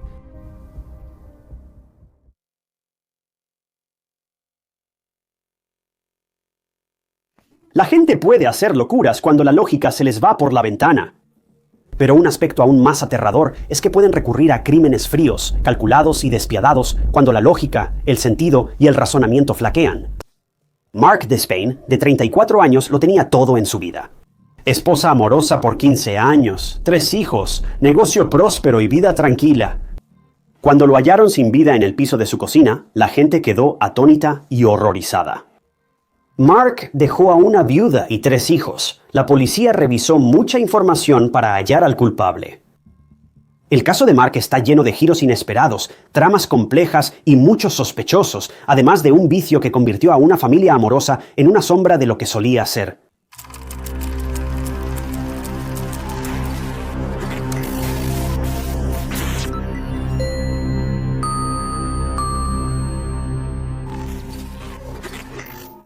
Bienvenidos a Historias de Crímenes Reales. Soy Ty Knotts, su anfitrión y detective aficionado. Publico nuevos documentales de crímenes reales cada semana, así que si te interesa ese tipo de contenido, asegúrate de suscribirte. Es gratis y solo te informa sobre mis próximos casos. Mark Despain nació el 16 de abril de 1977 en Jonesboro, Arkansas. La familia Despain tenía su propio negocio de bienes raíces y vivían bastante cómodamente. Mark era muy cercano a su familia, un hijo amoroso, hermano protector y una persona muy agradable. A Mark le encantaban los deportes, el fútbol americano y el béisbol para ser exactos.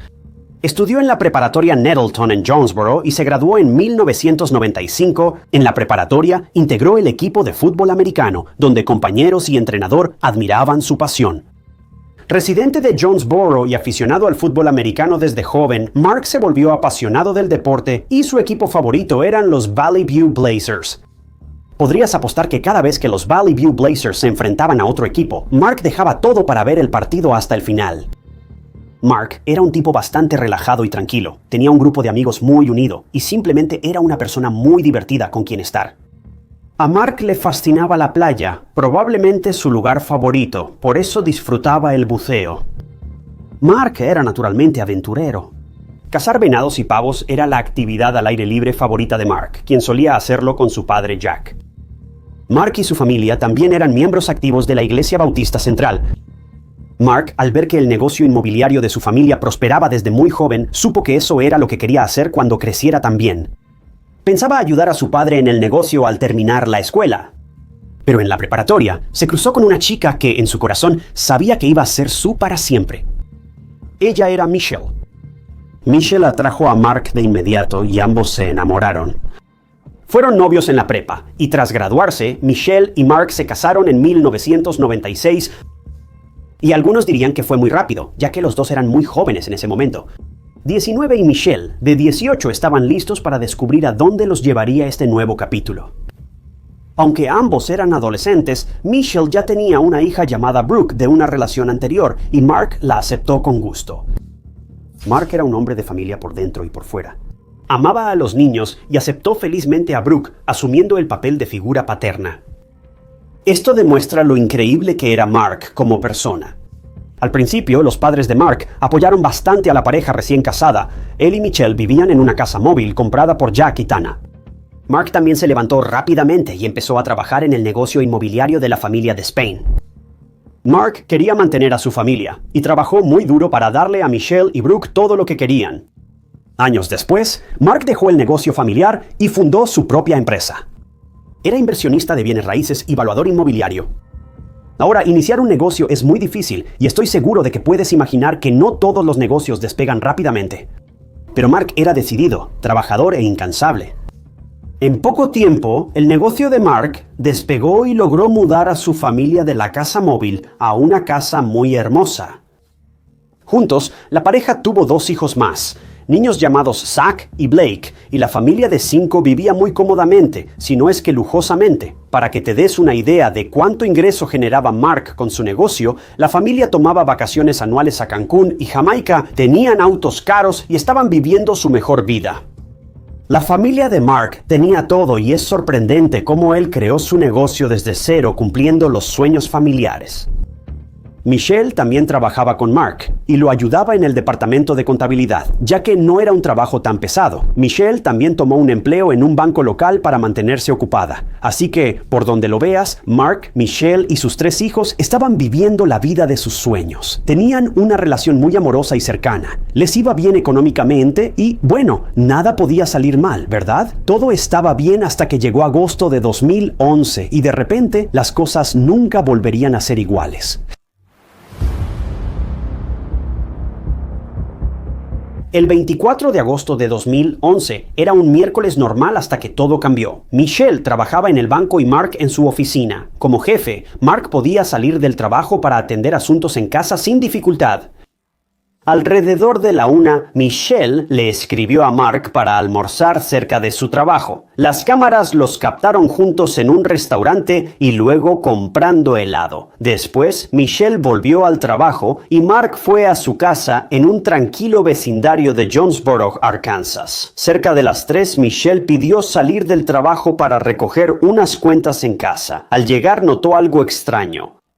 La puerta principal de la casa estaba sin seguro. Esto hizo que el miedo se apoderara de la mente de Michelle, pero aún así entró. Michelle pensó que tal vez Mark estaba haciendo algún trabajo afuera y estaba entrando y saliendo de la casa, y por eso dejó la puerta sin seguro. Pero en cuanto puso un pie dentro de la casa, todo estaba hecho un desastre. Los cajones estaban abiertos y vaciados, la ropa estaba tirada por todas partes, y no hacía falta ser un genio para darse cuenta de que la casa había sido saqueada. Fue de habitación en habitación llamando el nombre de Mark, y en cuanto llegó a la cocina, hizo un descubrimiento aterrador.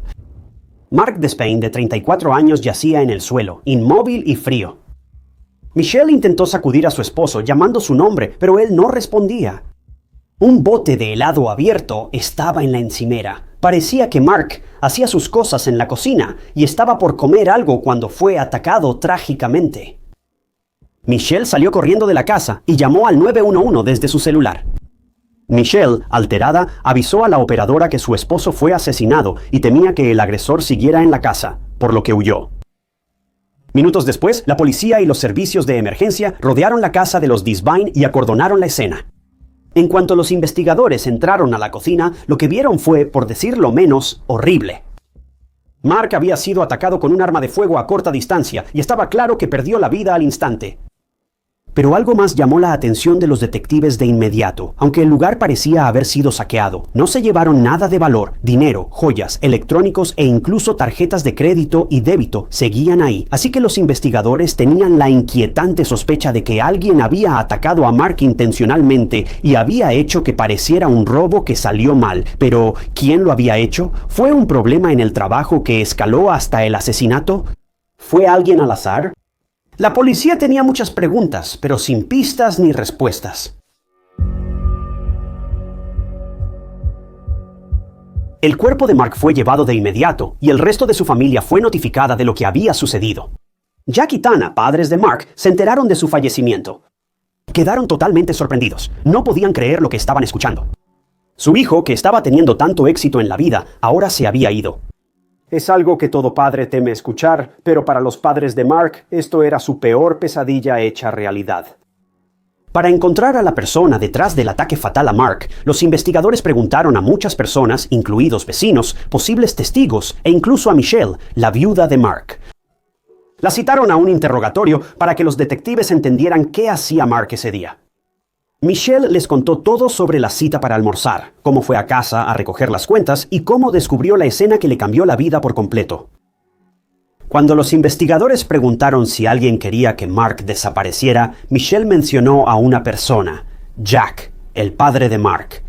Esta revelación dejó a la policía confundida. ¿Realmente Jack era quien sentía animosidad hacia Mark, su propia sangre? Cuando los investigadores le preguntaron por qué pensaba eso, Michelle continuó diciendo que Mark dejó el negocio familiar debido a una discusión muy acalorada entre él y su papá, Jack. Según Michelle, Mark quería una mayor parte de las ganancias del negocio, pero Jack no estaba de acuerdo. Michelle dijo a los detectives que Jack era avaro y no quería darle a Mark su parte. El dinero puede llevar a hacer lo impensable. ¿Habrá hecho que un padre acabara con la vida de su hijo? Los investigadores necesitaban más información, y fue entonces cuando Carl Kelly, papá de Michelle y cobrador de rentas en la empresa de Mark, también corroboró las sospechas de su hija. Además, Michelle reveló un hecho perturbador que hizo que Jack pareciera aún más sospechoso ante la policía. Michelle supuestamente halló fotos inapropiadas de su hija Brooke en el teléfono de Jack. Michelle creía que Jack era un depredador de menores, lo que también generó gran tensión en su matrimonio con Tana. Digo, ¿te imaginas encontrar fotos muy inapropiadas de un niño en el teléfono de tu pareja? Eso puede afectar cualquier relación. La policía tenía información suficiente para interrogar a Jack sobre la muerte de Mark. ¿Y podría ser que Mark se enteró del comportamiento perturbador de su padre y Jack no quería meterse en problemas? Bueno, cuando los investigadores interrogaron a Jack, quedaron más confundidos que nunca. Primero, Jack negó haber participado en el ataque a Mark y, aunque mostró pocas emociones durante el interrogatorio, rompió en llanto varias veces al darse cuenta de que su hijo ya no estaba. Cuando los detectives le preguntaron a Jack sobre las fotos de Brooke en su teléfono, fue entonces cuando les dio a los investigadores información que Michelle convenientemente había omitido. Brooke tenía un novio cuando se tomaron esas fotos y ambos intercambiaban fotos explícitas por una app de chat para adultos. Jack fue quien encontró a Brooke con esta aplicación y en un momento de pánico, Brooke lo acusó de tener sus fotos en su teléfono. Nunca se presentaron cargos de abuso infantil contra Jack. Parecía que Michelle no entendía toda la historia o simplemente creyó a su hija en vez de a su suegro, lo cual es razonable. Al verificar la coartada de Jack, lo descartaron como sospechoso. Cuando los detectives preguntaron a Jack sobre el ataque a Mark, él dio información muy incriminatoria. Jack y Tana estaban seguros, sin lugar a dudas, de que la persona detrás del ataque a Mark no era otra que su propia esposa, Michelle.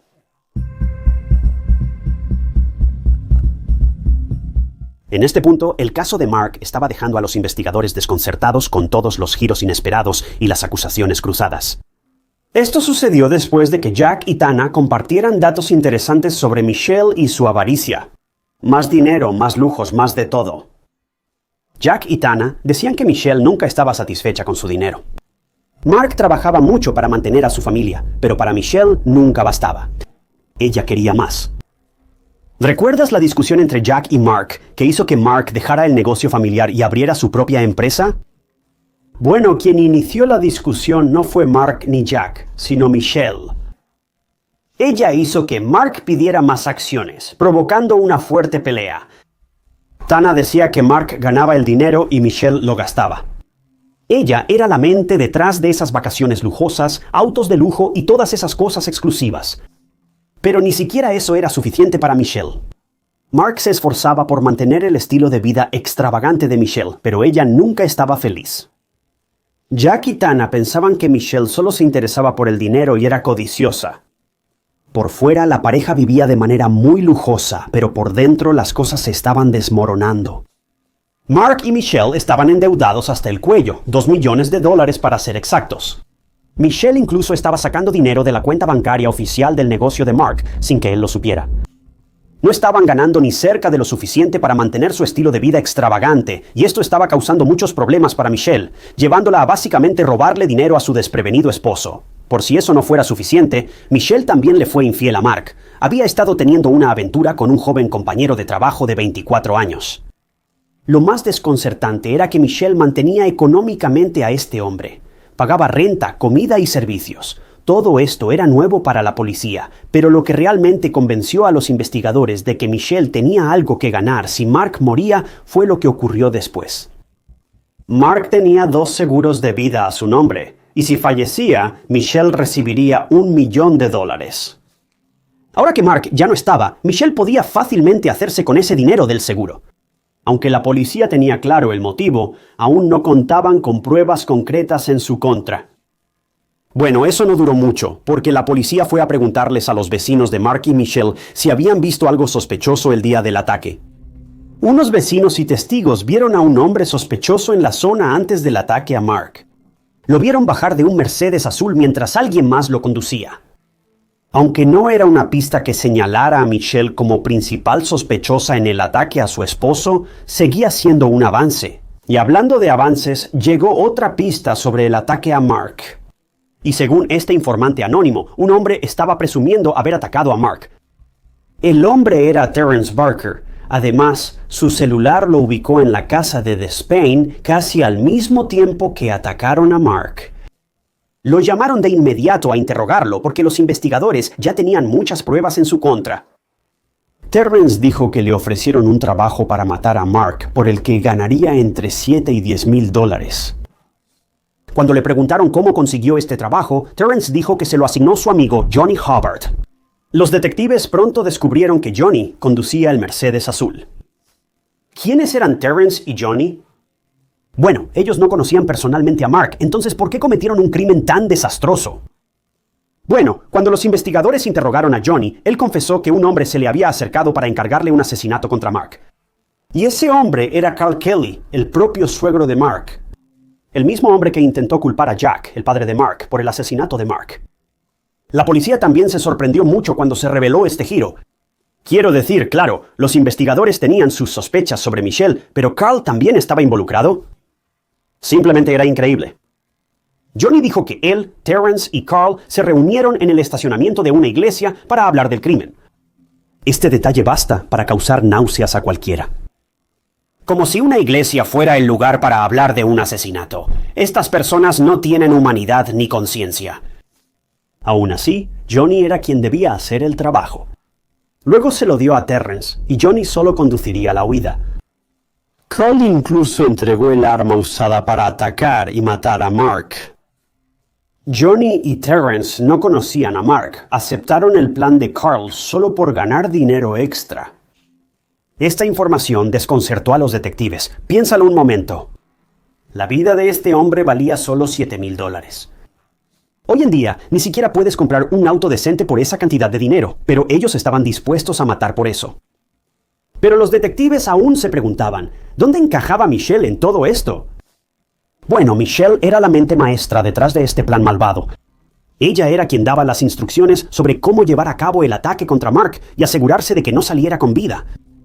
¿Cómo lo descubrieron los investigadores? Los registros telefónicos mostraban que Michelle le daba instrucciones a Carl, quien luego transmitía todo a Johnny y Terrence. Así que para la policía estaba claro que el asesinato de Mark fue premeditado, pero la prueba clave fue una conversación de mensajes de texto entre Michelle y Carl el fatídico día 24 de agosto de 2011. Michelle le envió un mensaje de texto a Carl alrededor de las 8:20 de la mañana. Decía, tiene que ser hoy, no puedo vivir así, esta mañana fue horrible. Carl dijo que el trabajo estaría listo si Michelle mantenía ocupado a Mark en el almuerzo. Los detectives ataron cabos. La cita para almorzar entre Mark y Michelle fue planeada desde el inicio. Así, Carl tendría tiempo de meter a Terrence en la casa con una llave de repuesto.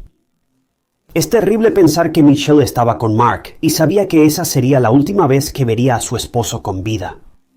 Michelle sabía que Mark no sobreviviría a esa cita para almorzar.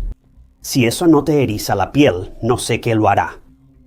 Michelle no solo es la definición de codiciosa, sino también una asesina a sangre fría. La policía sabía que debía hablar largo con Michelle y la citó para más preguntas. Al preguntarle a Michelle sobre el romance, lo confesó casi de inmediato. Confesó que Mark ignoraba el romance y no le pidió el divorcio. Pero sí dijo algo. Mira, Mark empezaba a sospechar de Michelle y la sentó para tener una conversación sincera sobre el futuro de su matrimonio. Mark pensaba separarse cuando sus hijos se fueran de casa y Michelle lo sabía. Aunque Mark no dejaría a Michelle de inmediato, no seguiría viviendo así. Esto fue inesperado para Michelle. Dejar a Mark sería renunciar a su estilo de vida y ella no lo permitiría. Los detectives asumieron que fue en ese momento cuando Michelle y Carl se pusieron de acuerdo y elaboraron un plan muy perturbador y malvado para acabar con la vida de Mark. Contrataron a Johnny y Terrence para ejecutar el plan. Johnny llevó a Terrence a la casa de Mark. Carl lo dejó entrar y entonces todos esperaron. Cuando Mark regresó a casa después de almorzar con Michelle, fue a la cocina y fue ahí cuando Terrence vio su oportunidad y tomó la decisión irreversible de acabar con la vida de Mark en ese mismo instante, disparándole 2 veces a quemarropa. Después de cometer el horrible acto, Terrence y Johnny huyeron del lugar y Michelle simplemente continuó con su mejor actuación cuando llegó a casa, fingiendo que iba por las cuentas y encontrando el cuerpo sin vida de su esposo en la cocina. Tras el interrogatorio, Michelle negó todo y solo admitió saber de la implicación de su padre tras la muerte de Mark. Los 4 sospechosos fueron arrestados y acusados. Terrence Barker y Carl Kelly, acusados de asesinato en primer grado, se declararon culpables. Johnny Hubbard y Michelle de España fueron acusados de obstruir la aprehensión y ambos se declararon culpables. Michelle instigó el ataque a Mark, pero ni siquiera fue acusada de asesinato, lo cual me desconcierta. Michelle aceptó un acuerdo y se declaró culpable de 3 cargos de obstrucción a la aprehensión y enjuiciamiento por asesinato capital. A cambio, enfrentaría un juicio por asesinato capital. Michelle recibió 30 años de prisión, con libertad condicional posible tras 5 años, por planear el asesinato de su esposo por avaricia y frialdad. Michelle podría salir en solo 5 años. Terrence Barker, quien disparó, recibió 35 años de prisión. Johnny Hubbard fue sentenciado a 18 años de prisión, junto con 20 adicionales por violar la libertad condicional de una condena anterior. Carl Kelly también fue sentenciado a 35 años de prisión. Hasta 2019 Michelle estaba libre y ahora se llama Michelle Coates. Se mudó a Bryant, Arkansas, se casó con Craig Coates y dirige un negocio de nutrición. Ella pudo, literalmente, simplemente alejarse y dejar todo esto atrás. El cambio puede ser positivo para muchos, pero el mundo al que los padres y seres queridos de Mark entraron tras su trágica y prematura partida no es lo que Jack y Tana esperaban. Tana extraña a su hijo cada día, una mujer a la que Mark amó y siempre quiso cuidar. Resultó ser una serpiente codiciosa que siempre quería más. La avaricia de Michelle llevó a un plan diabólico y un crimen trágico. La avaricia destruyó la felicidad de los Despen, algo que los seres queridos de Mark siempre recordarán. Solo podemos esperar que puedan sanar e intentar seguir adelante después de esta horrible y trágica pesadilla. El dinero sí mueve al mundo, pero no debería ser el centro del mundo de nadie. El dinero facilita la vida, pero no debe ser el propósito principal ni hacer que olvidemos la razón y la lógica. El dinero puede comprarte muchas cosas, algunas mejores que otras, pero no debe ser el centro de tu vida. La avaricia no lleva a nada, y la lección de este video es que el dinero no lo es todo. Así que no dejes que la avaricia nuble tu juicio y te haga perder la cordura y la paz.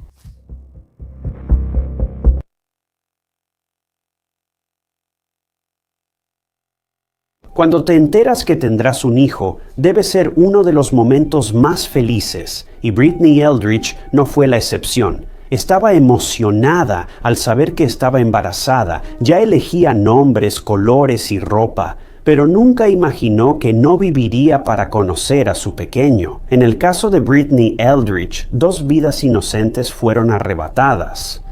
Lo más doloroso es que la policía incluso sabía quién podría ser el responsable. Pero conseguir pruebas contra esta persona resultó ser increíblemente difícil y los resultados de su investigación, bueno, no fueron en absoluto lo que la familia de Brittany esperaba. El caso de Brittany Eldridge es trágico y confuso, demostrando la importancia de las pruebas y cómo un error puede desviar una investigación.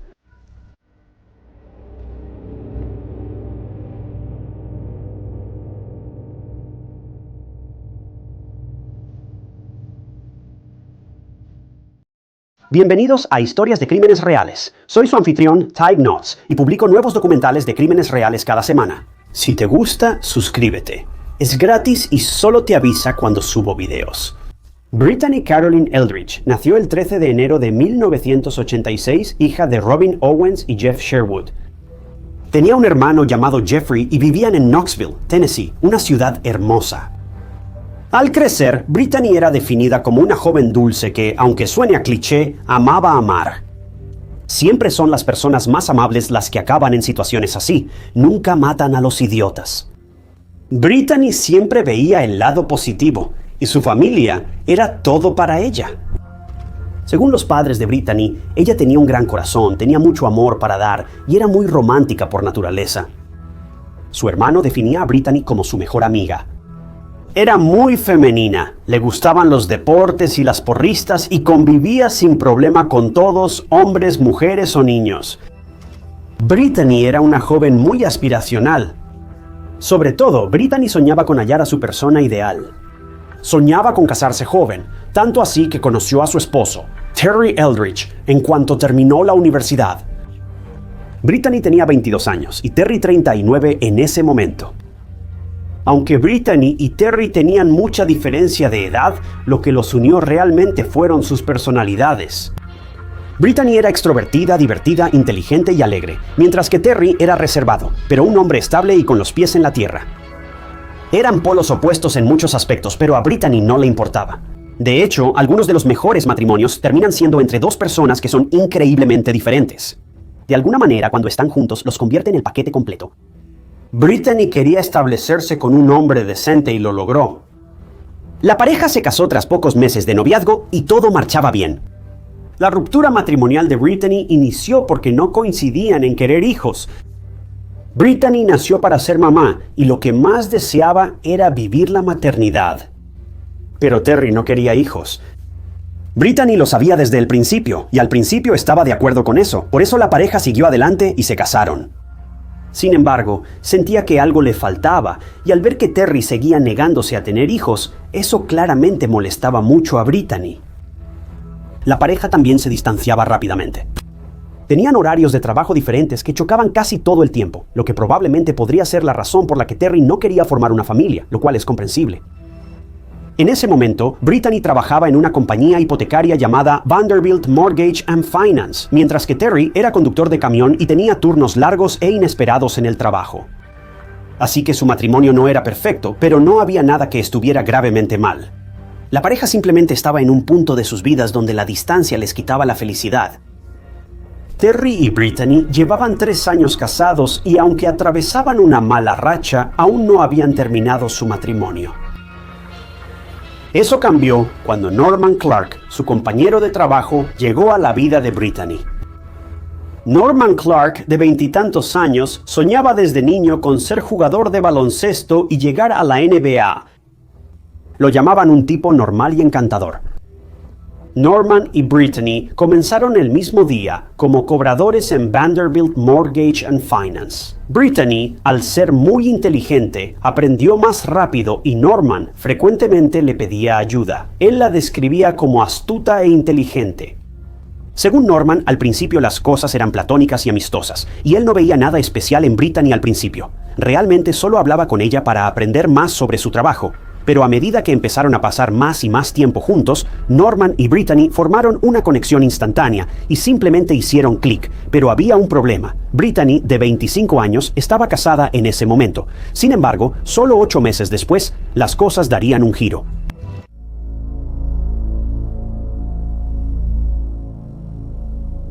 A simple vista, Brittany no era el tipo de persona que engañaría a su esposo. Era devota y honesta, pero a medida que pasaban los meses, las cosas no mejoraban entre ella y Terry, y se hizo evidente que Brittany estaba desesperada por volver a sentir amor, conexión y sentirse viva.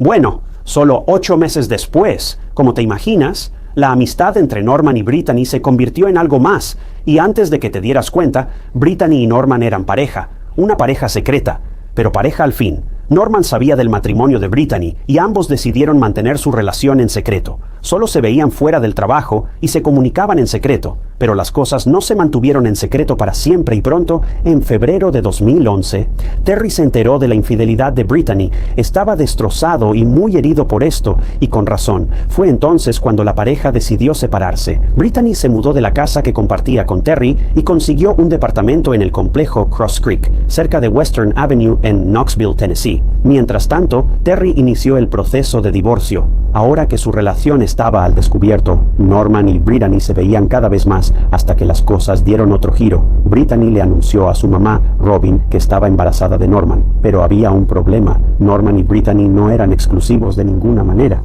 De hecho, Norman definía su relación con Brittany como una especie de amigos con derechos, y hasta estaba saliendo con varias mujeres al mismo tiempo que estaba con Brittany, todas ellas sin saber que él andaba con tantas personas diferentes. En una entrevista, Norman dijo que estaba saliendo con unas 15 a 20 mujeres, incluyendo a una mujer con la que también tenía un hijo que no era Brittany. Es simplemente increíble, pero, de nuevo, cuando empiezas una aventura con alguien, realmente esperas que sea honesto. O sea, literalmente estás teniendo una aventura. Se puede asumir que ninguna de las partes es particularmente honesta. Pero, aún así, Brittany no tenía idea de todas las mujeres con las que Norman estaba saliendo, y cuando le reveló su embarazo, en un giro sorprendente, él se emocionó muchísimo. Mira, aunque Norman era un poco patán, por decirlo suavemente, y no era exactamente el tipo de hombre con el que quisiera sentar cabeza pronto, aún así le encantaba ser padre, y era responsable en ese sentido. Norman apoyaba económicamente a su hijo, y también parece haber jugado un papel activo en la vida del niño. Él quería hacer lo mismo con Brittany y su hijo. Simplemente no quería dedicarle su vida para siempre. A su hijo sí, pero a ella no tanto. Así que el embarazo progresó con normalidad y en poco tiempo Brittany estaba oficialmente divorciada de Terry. Norman y Brittany asistieron a sus citas de rutina y Norman apoyó a Brittany en todo momento. La pareja nombró a su hijo, un niño, Ezequiel Oseka. En general, las cosas iban bien para Brittany. Finalmente, estaba por dar a luz y a punto de vivir la maternidad plenamente. Pero todo cambiaría de forma trágica, marcando el inicio de un confuso e impactante viaje para los seres queridos de Brittany.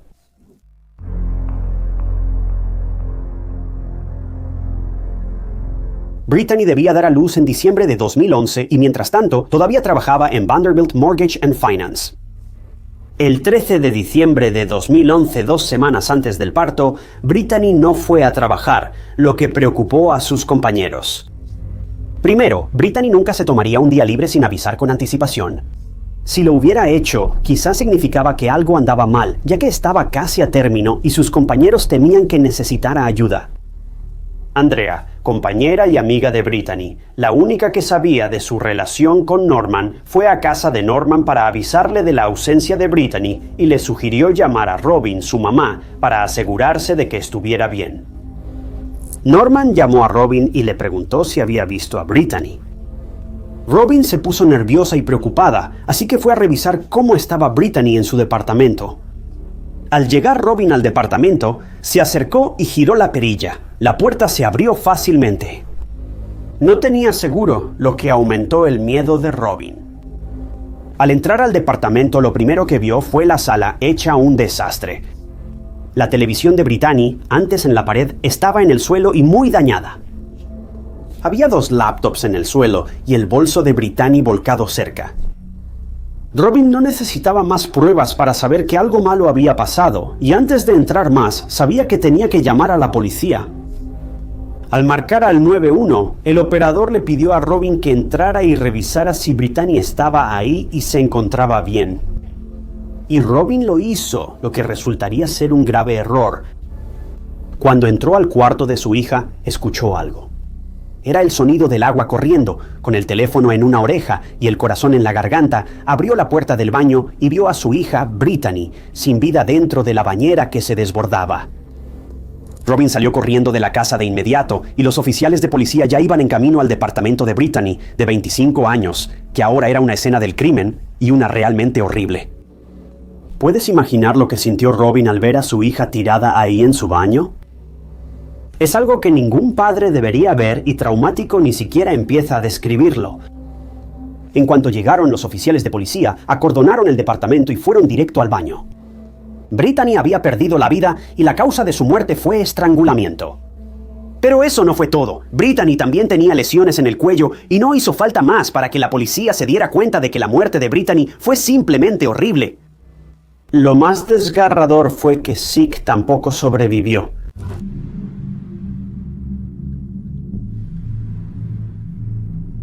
La policía trasladó el cuerpo de Brittany para la autopsia y exámenes forenses, buscando pistas que llevaran al asesino de ella y su bebé. Mientras tanto, los amigos y familiares de Brittany recibieron la terrible noticia. Al principio, la policía pensó que se trataba de un robo que salió mal, basándose en cómo se veía el departamento a simple vista. Para reforzar esta teoría, la zona de Brittany había sufrido varios robos en semanas recientes. ¿Entonces fue un caso de un robo que salió mal? ¿Alguien entró al departamento de Brittany y la mató durante el acto? Bueno, cuando la policía registró aún más a fondo, encontraron no señales de entrada forzada a la casa y, sorprendentemente, no se llevaron objetos de valor, incluyendo la tarjeta de débito de Brittany que tenía la contraseña pegada. Para ser justos, la policía se confundió con esta teoría del robo. Porque ¿cuántas veces has escuchado que un ladrón intentó robar a alguien en su casa y terminó quitándole la vida? Las cosas simplemente no cuadraban. La policía creía que el crimen tenía un motivo malvado y que probablemente la escena fue alterada para simular un saqueo. La policía pensaba que probablemente Brittany conocía a la persona, ya que la dejó entrar o ésta sabía cómo acceder a su casa. Cuando la policía se dio cuenta de que no se había robado nada y nada apuntaba a un robo, la investigación rápidamente cambió a un caso de homicidio. Norman fue informado de la muerte de Brittany y la policía grabó su reacción al llegar a su departamento. Norman estaba angustiado y emocional. Se derrumbó llorando, desconsolado, repitiendo: ¿qué pasó? Esa es mi familia, mi niña.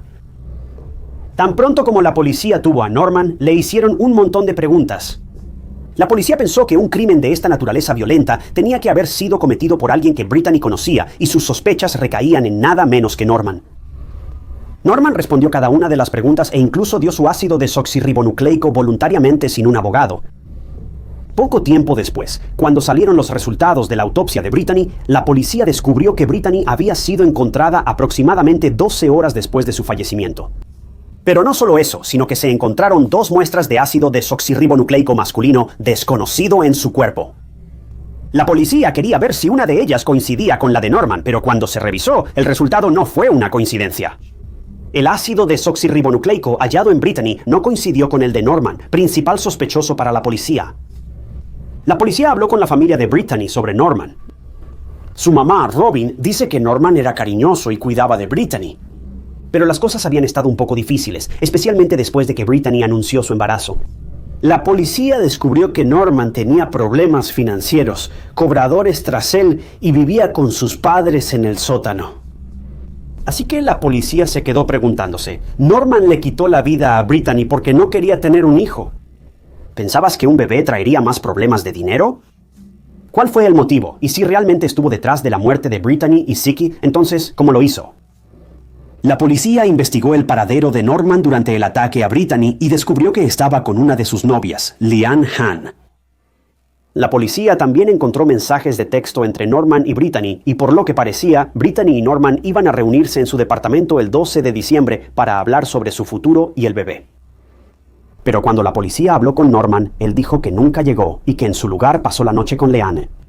Esto resultó sospechoso para la policía. Leanne afirmó que se despertó con el sonido de Norman llegando a su casa cerca de las 10:30 la noche del 12 de diciembre, pero los registros mostraron que Norman estuvo en la zona del departamento de Brittany esa noche y apagó su teléfono después de las 9, lo que fue extraño.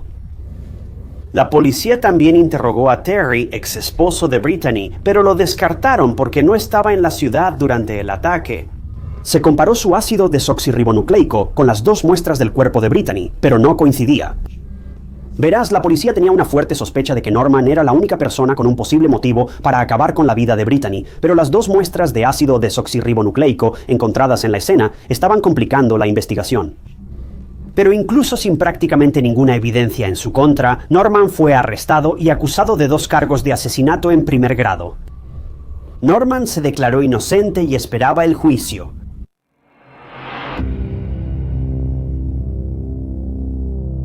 El juicio de Norman Clark fue intenso, no solo porque había mucho en juego, sino también porque no hubo solo un juicio, sino dos.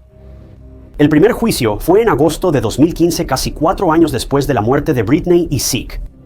Según la fiscalía, Norman tenía muchas deudas y no consideraba tener otro hijo con una mujer con la que no tenía una relación exclusiva. Así que fue a encontrarse con Britney el 12 de diciembre, como se menciona en los registros telefónicos, y ahí le quitó la vida atacándola por la espalda en su baño y arregló su departamento para que pareciera que hubo un robo. Según las pruebas que tiene la fiscalía, todo encajaba perfectamente.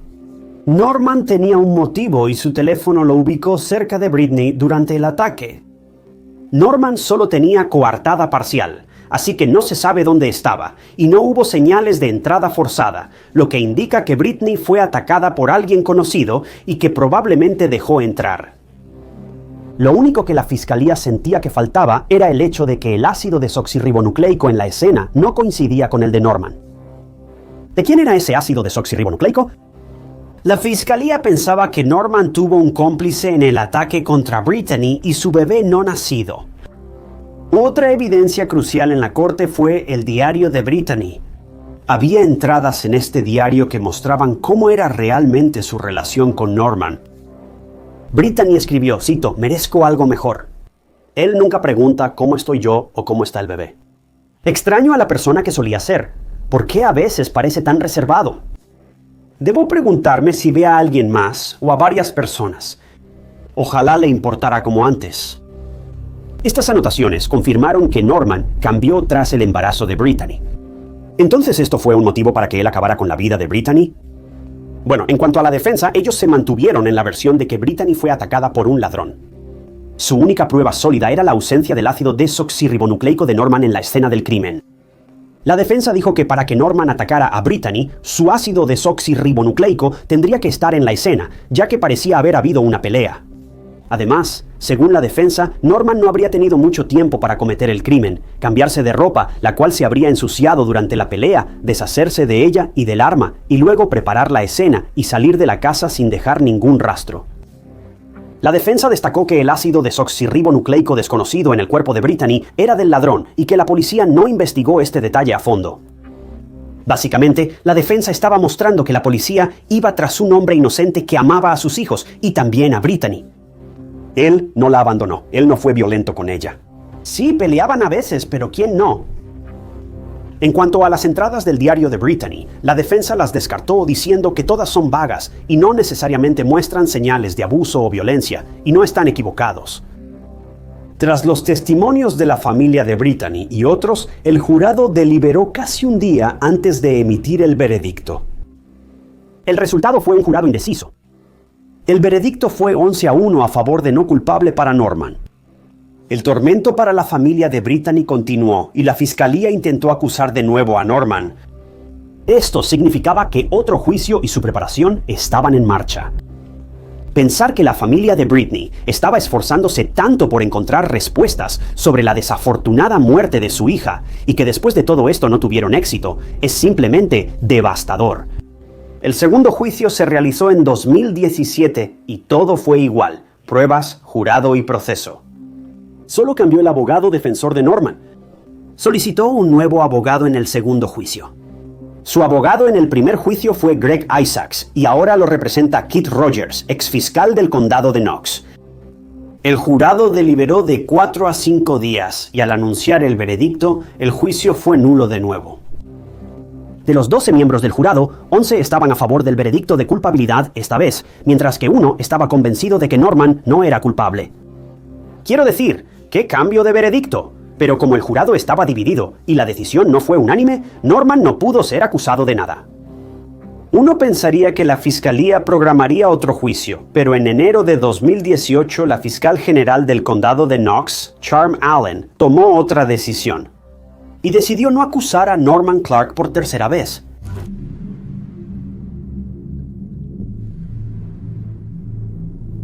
El asesinato de Britney Eldridge aún está abierto a nuevas pruebas. Si el Estado halla pruebas más sólidas contra Norman, podría ser juzgado otra vez. Norman sigue libre y no ha sido juzgado de nuevo. El caso de Brittany permanece sin resolver. El funeral de Brittany y Zach se realizó el 21 de diciembre de 2011 en su iglesia de siempre y fue un día muy doloroso para todos. La familia de Brittany sabía cuánto deseaba ser madre, pero tristemente su vida fue truncada. De forma abrupta, ni siquiera perdonaron a su hijo no nacido. La comunidad de Knoxville estuvo con la familia de Brittany en cada paso del camino, haciendo que esta gran pérdida fuera al menos un poco más llevadera. Nunca lograron recuperarse de estos trágicos eventos. Este caso es tan confuso y no hay un momento satisfactorio al final, porque nadie ha sido acusado ni castigado por lo que le hicieron a Brittany y a su bebé no nacido. Aunque Norman era el principal sospechoso, la ley ha probado su inocencia, al menos por ahora. Si él causó la muerte de Brittany, podría decirse que se salió con la suya, pero ¿quién lo sabe? Simplemente no sabemos quién le hizo esto a Brittany, una mujer que solo quería ser amada y tenía tanto amor para darle a su hijo. Pensar en lo que vive la familia de Brittany es desgarrador. Han pasado casi 13 años desde el ataque a Brittany y aún esperan justicia y cierre para su hija, cuya vida fue brutalmente arrebatada por alguien que no dudó en acabar con ella y con la de un niño por nacer.